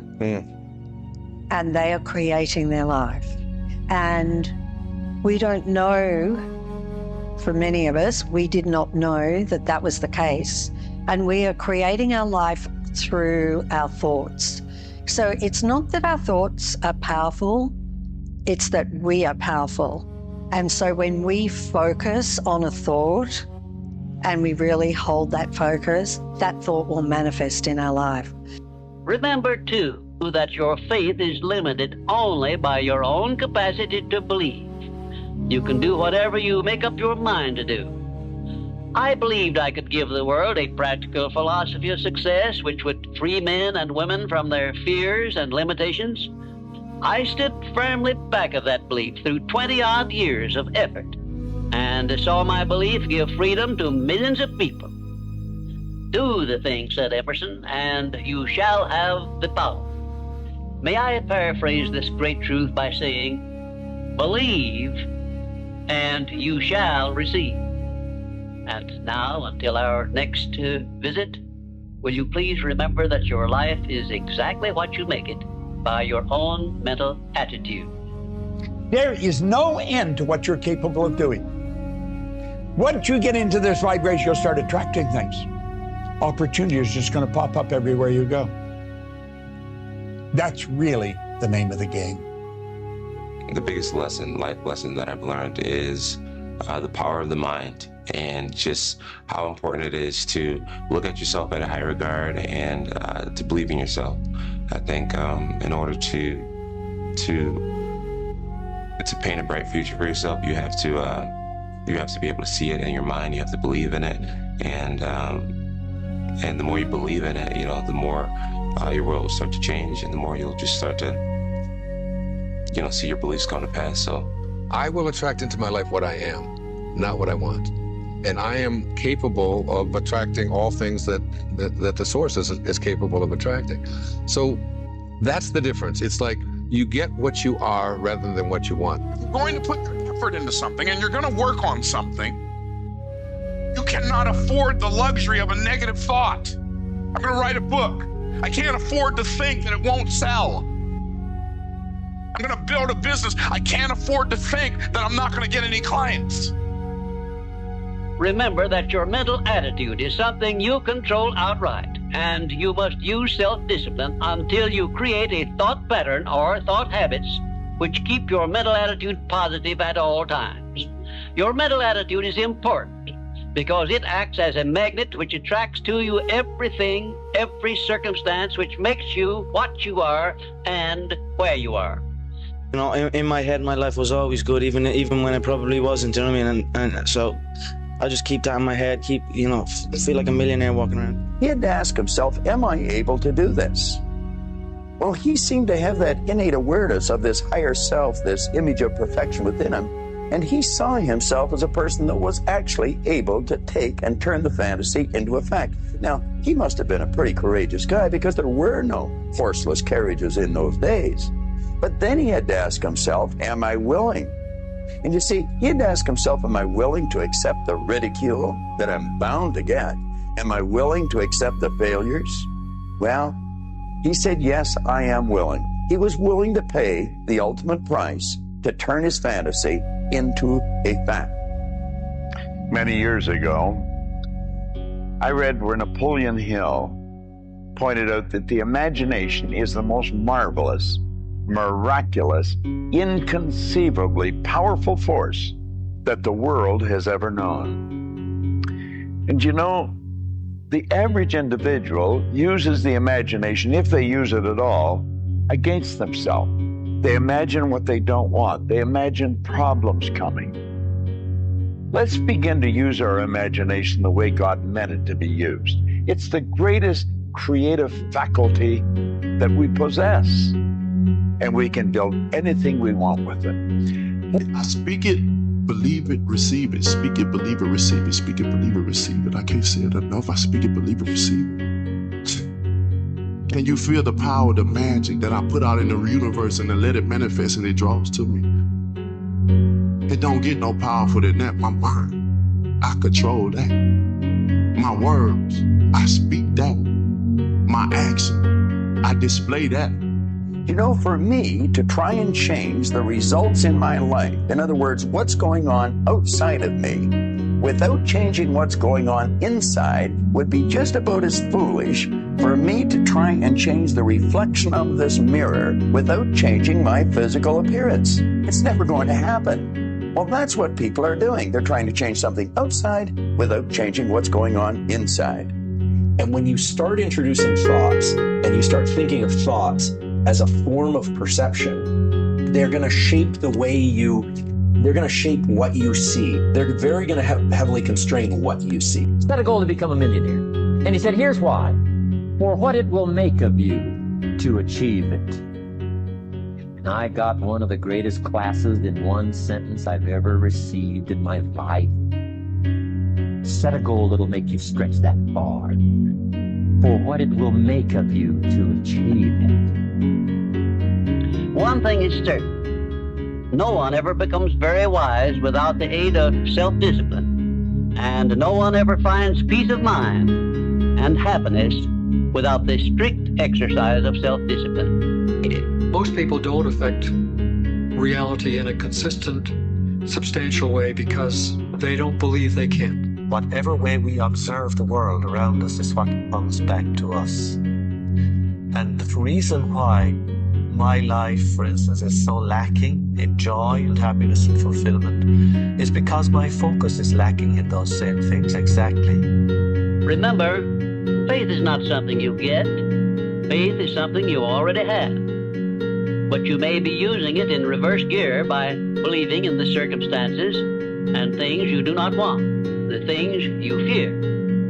Remember also that faith is guidance only. It is not a power which will bring you what you want, but a power that can guide you to go after what you want and get it. Well, in many ways, thinking is a lot like perception. Perception, again, being which sensations I'm focusing on. Except that thinking incorporates sensations from the past, sensations from the present, and can include sensations from the future that we haven't even had yet. Interesting. So this, I think, speaks to your question about law of attraction. If you decide that you will be poor, you're going to be poor. If you decide to be rich today, who's going to stop you? Who? If you decide you want to be rich, all you got to do is start. Why not? Who's going to stop you? I want to tell you the most interesting story in the world. Why a person becomes the person he becomes. Why a little boy or a little girl grows up to be the kind of person he or she becomes. Now, the estimates by the experts in this field are that most of us are using somewhere around 5% of our real potential. Some experts say as little as 1%. But it also means that we're only experiencing 5% of the fun, 5% of the joy, 5% of the rewards we could be knowing, or less. All the experts are agreed that in each of us, there are deep reservoirs of ability, even genius, that we habitually fail to use. Why isn't everyone successful? The problem with most people is that they're playing the world's most unrewarding game. And the name of the game is follow the follower. Whatever the great majority is doing in any given circumstance. If you do exactly the opposite, you'll probably never make another mistake as long as you live. Do not accept from life or anyone else anything you do not desire. And remember that Mahatma Gandhi proved himself to be more powerful than the great British military forces by this simple method of passive resistance. Here's the deal. 5 years from now, you can be who you would like to be, and you can have what you need within the bounds of reason, if you specify it. So if you could be who you would like to be, and if you could have what you think you need, in principle, what would that look like? Well, that you start to specify targets. So we say, well, write it down for 15 minutes. Don't get too self-critical. Just think, we ask questions. Who do you admire and why? Remember, too, that your faith is limited only by your own capacity to believe. You can do whatever you make up your mind to do. I stood firmly back of that belief through 20-odd years of effort. Do the thing, said Emerson, and you shall have the power. Believe, and you shall receive. Your income is governed by law. Yet it's a law that you're never going to change. The law of compensation is very clear. This law clearly states that the amount of money you earn is always going to be in an exact ratio to three things. Number one, the need for what you do. Number two, your ability to do it. And number three, the difficulty there'll be in replacing it. What you have at the moment, Mr. Rohn, you've attracted by the person you've become. What you have at the moment, you've attracted by the person you've become. A few little simple principles here. Once you understand these, it starts to explain so much. Now, sometimes it's a little tough to take, blaming yourself instead of the marketplace. taking responsibility instead of putting it off on someone else. That transition sometimes is a challenging mission. And this one was a little tough for me. He said, Mr. Owen, you've got pennies in your pocket, you've got nothing in the bank, the creditors are calling, you're behind on your promises. He says, here's how that occurs. You've attracted, up until now, you've attracted the things to you because of the person you've become. Now I said, well, how can I change all that? He said, very simple. If you will change, everything will change for you. You don't have to change what's outside. You're using your brain in the proper way instead of being a victim to your brain, right? If you complain about money, if you judge people who have it, if you rush when you're in lack, if you cheat when you don't have what you need, an abundant person doesn't do that. You got to look at that and say, I got to break these habits. Oh my God, if I truly want to be abundant, I can't act this way. Now here's the big one. If I truly want to be a new personality that's in a new personal reality, I can't take lack with me. I can't take unworthiness. I can't take the story that goes along with it with my parents or my grandparents or my ex or whatever. That story has to end, right? I mean, if not now, when? A poverty mindset is when you believe you're poor, or you believe that you are the cause of the situation you're in, or you believe that external circumstances have made you what you are. I never believed I was poor. I just believed our current situation was poor. Really? So I got to a point where I didn't want to be in that situation anymore. But there was nothing wrong with me. Is you can have more than you've got because you can become more than you are. Success is something you attract by becoming an attractive person. Work harder on yourself than you do on your job. If you work hard on your job, you can make a living, which is fine. If you work hard on yourself, you can make a fortune, which is super fine. I started hearing those ideas age 25. And it revolutionized my whole life. Now let me give you a description of the one thing which represents the main difference between a successful person and a failure. Please listen carefully and think for yourself as I speak, because failure to recognize the truth I am about to give you is the starting point of most failures. Successful people in all occupations, all professions, and all callings have one trait which distinguishes them from the failures. It is their capacity for belief. The failures see the hole in the donut, but do not see the donut around the hole. The successes see the hole also, but they see the donut around the hole. Believing, believing, believing. You will be living what you're believing, even though you be lying. The next principle, ask, believe, receive. So many people overlook this very simple quality. You don't have to figure it out. That's what freezes people. When you're trying to figure out your life all the way to the end, when you can't figure it out, it freezes you from trying it because you go, oh, well, I can't figure that out. Oh, I can't go over there because I don't know how. You don't have to know how. How bad do you want it? How bad do you want your dream? It's so much easier to forget that vision than to remember it, right? So if you're going to remember it, you got to keep it alive in your mind. How do you keep it alive in your mind? You disconnect from your environment. You close your eyes. You play music in the background. When I say it's time to get up, we get up. Don't be thinking about what's going to happen in your day. You already know what's going to happen. Don't think what happened yesterday. You already know it. Get in the present moment and say, who do I want to be when I open my eyes? Who do I want to be today? What would greatness look like? How would one day, one shot, one lifetime, what would an abundant person do? I said there's been many periods in my life that I've had internal growth, which was this: work, no results, but I'm a little bit better. Work, no results, but I'm a little bit better. Work, no results, I'm a little bit better. Work, boom, just got paid. I just got paid. And it looks like overnight 6 days. Yeah. It's like, oh, it happened in a year. No, bro, it doesn't. Because if you do all those things, even if nothing happens and you know you're doing the right thing and you're on track, overnight success becomes this easy thing because you were internally growing, and then the bubble popped, and then boom, it looks like you were doing it all along. The body's so objective that it does not know the difference between the real life experience that's creating the lack and the emotion that you're creating by thought alone called lack. The body's believing it's living the same past experience every day.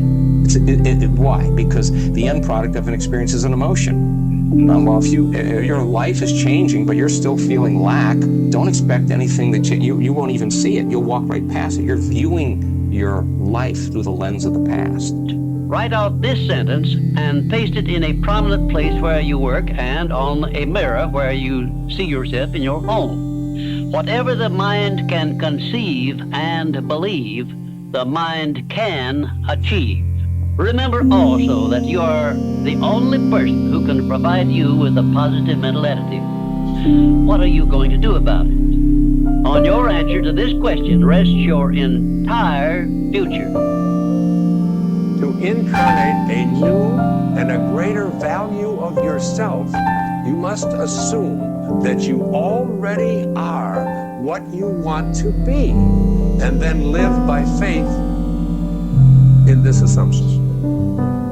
Now, this flies in the face of so much of what you've been told, because you have a tendency to believe that what your eyes and ears tell you is reality.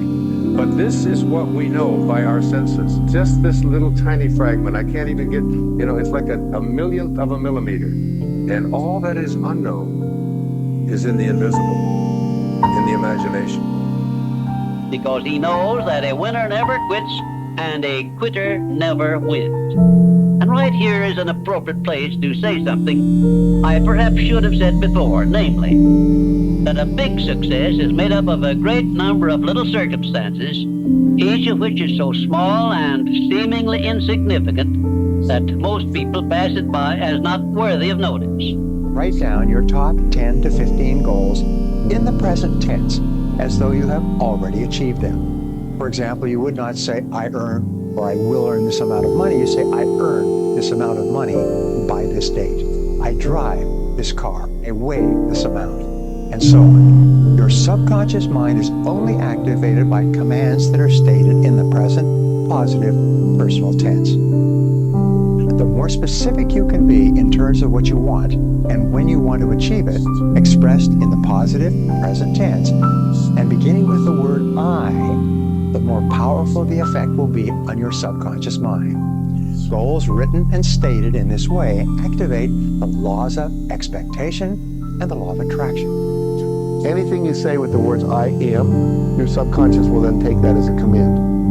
And so we're constantly programming our subconscious. We think we're describing it, but we're actually prescribing it. So all you must do is figure out how you can do it, not whether you can or not. When are you going to do it? When are you going to do it? You've got to create a sense of urgency. I'm going to do it right now. Yep, you can see it, you can do it. The beautiful truth is you can do anything. Because true happiness is not contained in what you get. Happiness is contained in what you become. Everybody dreams of being a millionaire. You believe everybody can be a millionaire. Why? Well, I think there's an infinite source of supply. We've been endowed with mental faculties that the most erudite scientists won't even guess at. I think most people wander around in a deep sleep, and they don't think, they don't invest in themselves. And the second they wake up and start doing that, everything starts to change. $1 million is not a lot of money. We're creative beings. We're working with an infinite power. And once we start to understand the power of our mind and then start to understand how to utilize it properly, then we'll understand that we can do virtually anything. To manifest, you have to believe. And you have to believe that you already have whatever it is that you want. And the reason that you have to believe you have it already is because the subconscious mind is only operating in the present. It can't reason. It's just like a program. So if you say, for example, a new car is coming. My new car is coming. I'm going to get a new car. It's coming. well, then it's always going to be coming, right? That's the thing. You have to imagine you have it now. It is an inevitable law of nature that you lose that which you do not use. And of course, this applies to the use of your own mind, the same as to everything else. All the good ideas have been used up, did I hear you say? Quite to the contrary, the best ideas are yet to be revealed and put into the service of mankind. Remember, you are given as your richest birthright the privilege of controlling your own thoughts. Therefore, treat this divine gift with the profound respect to which it is entitled, and do not allow anyone to do your thinking for you, or to influence your thinking in any manner whatsoever, except by the rules of accurate thinking I am passing on to you. Follow this procedure regardless of what people think or say about your method of thinking. If they wish to call you a cynic or a doubting Thomas, let that be their misfortune. But for your own good, go right on thinking by rules which will save you from many mistakes and tragedies throughout your life. Or serve your family at the highest level because you have the means to do it. Every family deserves to have a winner. I think it should be you. But you also have to disconnect, unplug your umbilical cord from the belly button of average and plug yourself into the mindset of a winner, which is a winner does more than expected every single time, no matter how they feel, no matter the circumstances. A winner shows up 10x times more than the average person. A winner has these unreasonable expectations of himself. A winner knows that he's destined for greatness, and no matter how many people around him tell him to slow down, be careful, watch out, that's too risky, you don't have the genetics, the DNA, the money, the mind, the brain power for that. A winner locks onto their goals and keeps going. That nothing ever just happens by luck, but every effect has its definite cause, albeit we often observe effects, the causes of which we cannot isolate or understand. Repeated thoughts wear a kind of psychic groove in the mind. A groove that gets deeper with every repetition. You see what that means? When you think you can, and you tell yourself you can, and you tell other people that you can, you've made a groove in your mind, psychically. And every time you do that, the groove becomes deeper until ultimately you can. That is the way it goes. Right now on a piece of paper, this is what I want. If you can't list them, this is what I want, then you can't have it. Because your mind will get for you what you want, but you have to feed it a vision of what you're looking for. It's always interesting because the function of the mind is to make coherence between your belief and your reality.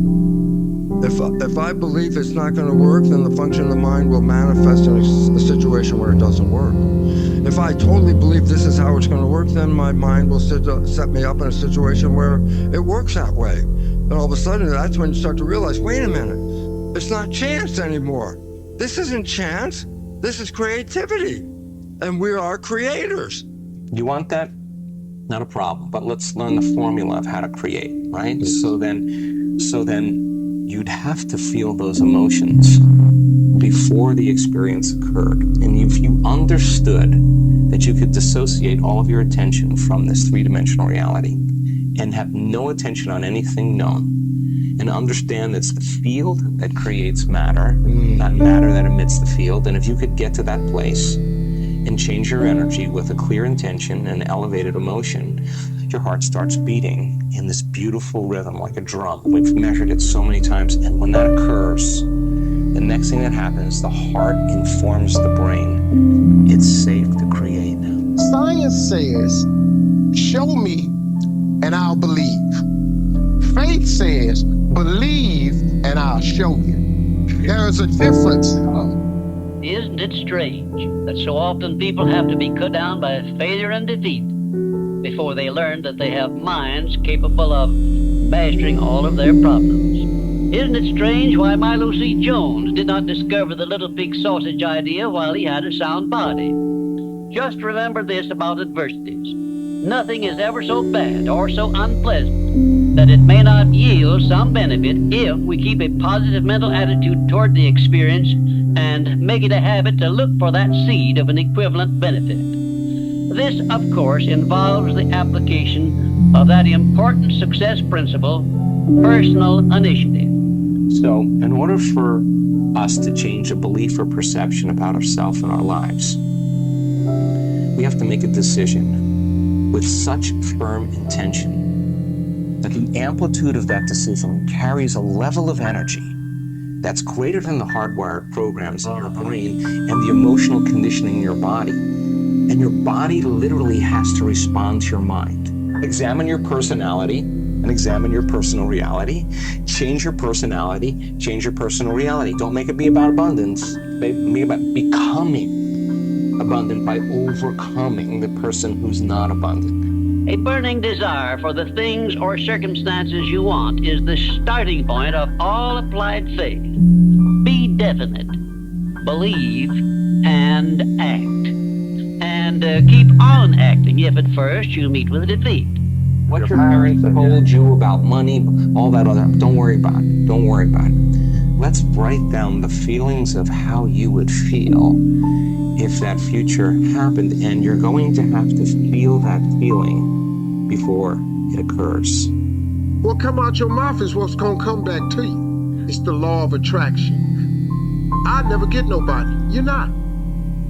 I can't lose this weight. You sure ain't. I'm gonna get fit this year. Strong possibility. I'll never be rich. I promise you, you won't. I'm gonna be rich one day. Strong possibility. It doesn't matter whether you believe in it or adhere to it. It is the law of attraction. It will never change. Everything I have is cause I say. Now, the latest research in neuroscience says you can change your brain just by thinking. So then, as you begin to think about a new possibility, and your brain begins to fire in new sequences and new patterns and new combinations, and you begin to plan your behaviors, and you begin to review in your mind, mentally rehearse who you're going to be in your life. The mere action of mental rehearsal begins to install the neurological circuits in your brain. Now your brain is no longer a record of the past. Now it's in fact a map to the future. And if you were then to begin to emotionally embrace your future before it's made manifest, in other words, you're not waiting for your healing to feel wholeness. You're not waiting for your new relationship to feel love. You're not waiting for the mystical moment to feel awe. You're not waiting for your success to feel empowered. That's the old model of reality of cause and effect. Everyone, said Mr. Carnegie, comes to the earth plane blessed with the privilege of controlling his mind power and directing it to whatever ends he may choose. But, he continued, everyone brings over with him at birth the equivalent of 2 sealed envelopes, one of which is clearly labeled, the riches you may enjoy if you take possession of your own mind and direct it to ends of your own choice. And the other is labeled, the penalties you must pay if you neglect to take possession of your mind and direct it.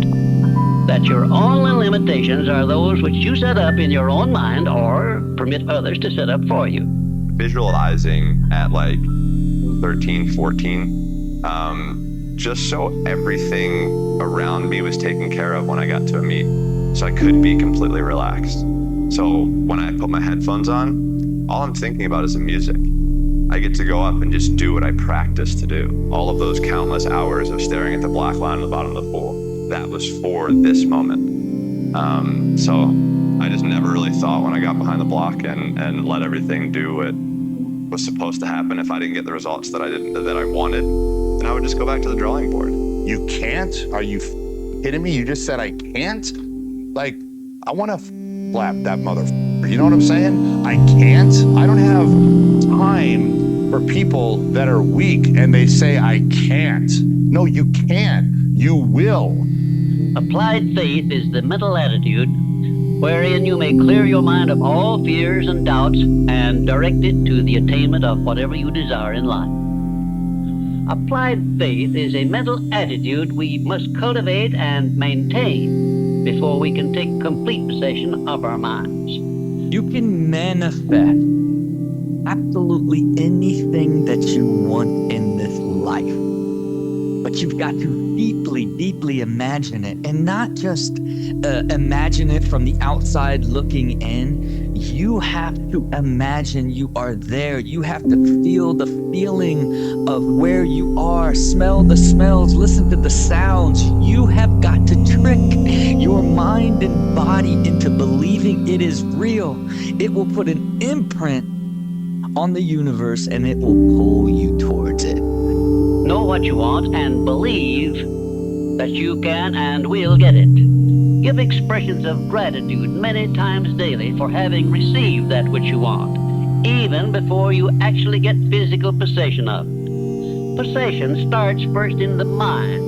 One of the fastest ways to create something in your physical reality is to reverse the normal process by which we create things. Usually we create things first by thinking about it. I think I'll go to that party. And then we say something about it, as in, Matilda, I'm coming to your party tonight. And then we do something about it, as in showing up at the party. That's generally how we produce things in our reality. In fact, everything in this room was once a thought. There is nothing that was not once a thought in someone's mind somewhere. But if you want to really play tricks with the universe and create magic with the stuff of life itself, reverse the thought, word, deed paradigm. Turn it upside down and start with the deed. That is to say, act as if. If you want to experience abundance, be abundant and do as abundance does. If you have only $5 left to your name, go to a store and get them made into singles. Take 5 singles and walk down the street and give a single to each of 5 people who have even less than you do. And by the way, you will find those people very easily.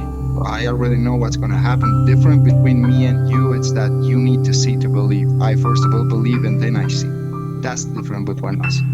The Creator never intended for you to beg for anything. If He had, He would not have blessed you with full control over your own mind. If your life is not what you want it to be, you can change it. As a matter of fact, you can do anything within reason that you desire to do if you embrace the principle of applied faith and keep it directed to the attainment of the things you want and off the things you do not want. I mean, I'm a huge visualizer and a manifester, so I literally spent, every night of my life for about 4 years on Mulholland Drive after I do the comedy clubs, manifesting my life. So I made a check to myself for $10 million for acting services rendered, paid to the order of Jim Carrey, post-dated Thanksgiving 1995, stuck it in my wallet, and 6 months before that due date came due, I was making $10 million for a movie. It is. I believe you some words from Muhammad Ali. Impossible is just a big word thrown around by small men who find it easier to live in a world that they've been given than to explore the power they have to change it. Impossible is not a fact, it's an opinion. Impossible is not a declaration, it's a dare. If I want to attract a lot of money, I got to see myself with a lot of money. I got to mentally accept I've already got it. I don't let my bank account dictate that. I choose that. So choosing myself to see myself with the good I already desire, I'm on that frequency. Now the trick is to stay on that frequency. Most people look at the results and they let the results dictate the frequency they're on. That's why they keep getting the same results. The great law of Winfrey stated is that if you think in negative terms, you will get negative results. If you think in positive terms, you will achieve positive results. So then, if you wanted to create a new personal reality, a new life, you'd have to change your personality, which means you'd have to start thinking about what you've been thinking about and change it. You'd have to become aware of your unconscious habits and behaviors and even what you say and modify them. And then you'd have to look at those emotions that keep you anchored to the past and decide if those emotions belong in your future. So most people try to create a new personal reality as the same personality, and it doesn't work. We literally have to become someone else.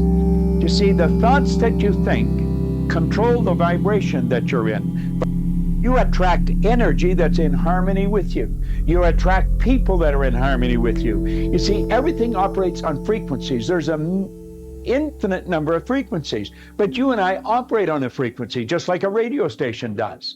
And the only music you can attract is the music that is tuned into the vibration you're in. And I'm a firm believer of speaking things into existence. Same here, brother. Firm believer of, you work and the universe gives back to you. I'm a firm believer in that stuff. You feel me? In the law of attraction, of course, and God as well. But I'm a firm believer in the law of attraction. And people always ask me, like, how do I create, the person of my dreams that I want in my life? And I always say, take out a piece of paper, write down everything you want in that person, and then become it. I have a question for you. Are your dreams big enough? Why don't you dare to dream bigger? The first secret of self-made millionaires is simple. Dream big dreams. Allow yourself to dream. Allow yourself to imagine and fantasize about all your career goals and the kind of life you would really like to live. Think about the amount of money you would like to earn and have in your bank account. All self-made millionaires begin with a dream of something wonderful and different from what they have today. You have to have a dream if you want to make a dream come true. You see, most people will let their present physical results control their way of thinking. They're emotionally involved in it. They think it's an accident that the same results keep reoccurring. That's no accident. If you've got a financial problem, if you've got a cash flow problem, if you've got a marital problem, that's what most people concentrate on. If a doctor takes a photograph of your body and then tells you you're sick and shows you you're sick, what's the person concentrate on? Sickness. Thinking of why you can't do something is never going to do you any good. And keep thinking until you start to think of thoughts of how you can do it. And the way will be shown to you. It comes in the form of images in our mind. Think of how you can and not why you can't. Sometimes when I was broke, I would invite myself to a nice dinner. My mind would tell me, hey, you can't afford that. You shouldn't be going out. But then I said, well, I want to experience this because if I experience it, I'll be able to want it more. How am I supposed to want something that I haven't experienced? So, okay, look, well, let me experience a nicer dinner. And now I have something to work towards. Well, I want more of this experience. Once you know what you want, just do retroactive steps on how to get there. You're not special. I'm not special. We're not the first to succeed. Millions have succeeded in the past. So can we. What have they done that allowed them to succeed? Let me replicate it. Simplicity in pattern recognition. Simplicity in optimizing the behaviors of others. That's what we are. We're only better than the past generation. We're only stacking, right, on past generations. Technology is advancing based off of the stacking of what? Knowledge. So we stack this knowledge, we implement it, we become better people. Glitch into the matrix, bro. You should also recognize that by the application of the master key to success, which I am passing on to you through these visits, you can take full possession of your mind and make it yield you whatever you demand in life. Observe, I use the word demand, not beg. The Creator never intended for you to beg for anything. If He had, He would not have blessed you with full control over your own mind. If your life is not what you want it to be, you can change it. Here's what I want you to repeat after me, please, with power and conviction. Say, it's possible. That's all I want you to do when you look at your dream. Just say to yourself every day, it's possible. Just say that every day to yourself, it's possible. Because what does that do? See, it begins to change your belief system. See, the way in which we operate, ladies and gentlemen, it's a manifestation of what we believe, what's possible for us. Whatever you've done up to this point, all that it really is a duplication, it's a reproduction of what you believe subconsciously that you deserve and what's possible for your life. Another mistake that I believe the average worker makes is that he thinks he's working for the company. Again, he's wrong. Each of us actually is only working for himself. A great Southern educator tells the story of a wealthy man who was going to go to Europe for several months, and he called a builder he knew over to him, and he said, here's some money, and I bought this lot over here. I want you to build me a beautiful home on that property. And then he left. Well, as soon as he was gone, the builder said to himself, well, with him out of the way, I can probably cut a few corners and make myself a pile of loot on this job. Now, this has been done, you know. So he did that, and he built a rather shoddy house instead of the good house he should have built. And when the wealthy man came back, the builder handed him the keys and said, well, there's your house. How do you like it? And the wealthy man said, well, that's a beautiful home, but it's yours. I wanted you to build it for yourself and your wife and children. Every hour of the day, each of us is building his own house, and it will be strong or weak, beautiful or ugly, depending only on the methods of construction we use. As a matter of fact, you can do anything within reason that you desire to do if you embrace the principle of applied faith and keep it directed to the attainment of the things you want and off the things you do not want.